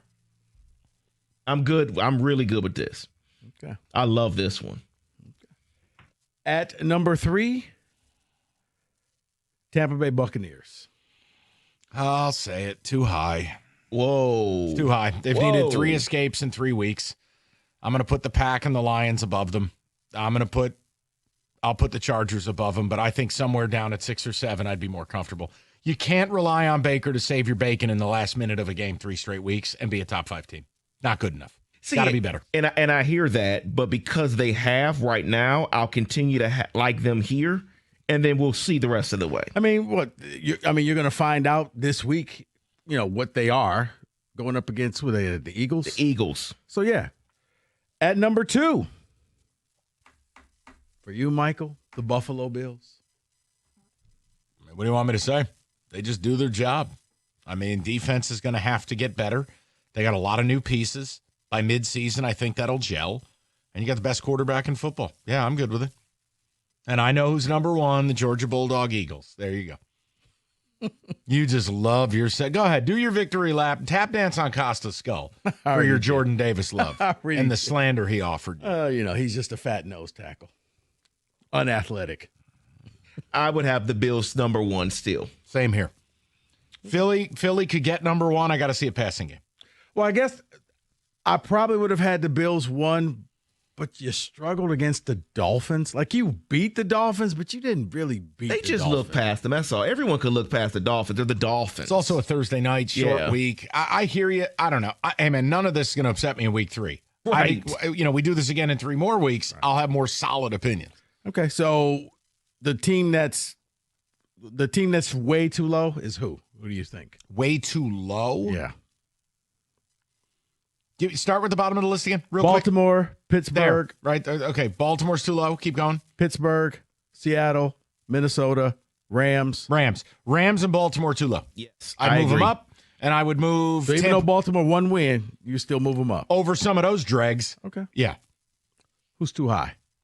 The Steelers should not be up there at all. Okay. And the Bucs are too high. Bucs are too high. And the Colts are too high. But is it because of their quarterback? No, I have no animus towards Daniel Jones. I'm actually happy for him. He got out of New York. Maybe Daniel Jones wasn't the problem. Maybe it's John Mara and that stupid vest he wears. Well, you know what? I'm really not going to sleep if Saquon goes to Philly. Spineless jellyfish. Okay. And you both think Buffalo should be 1? Yeah, probably. I got Philly at 1. And that's fine.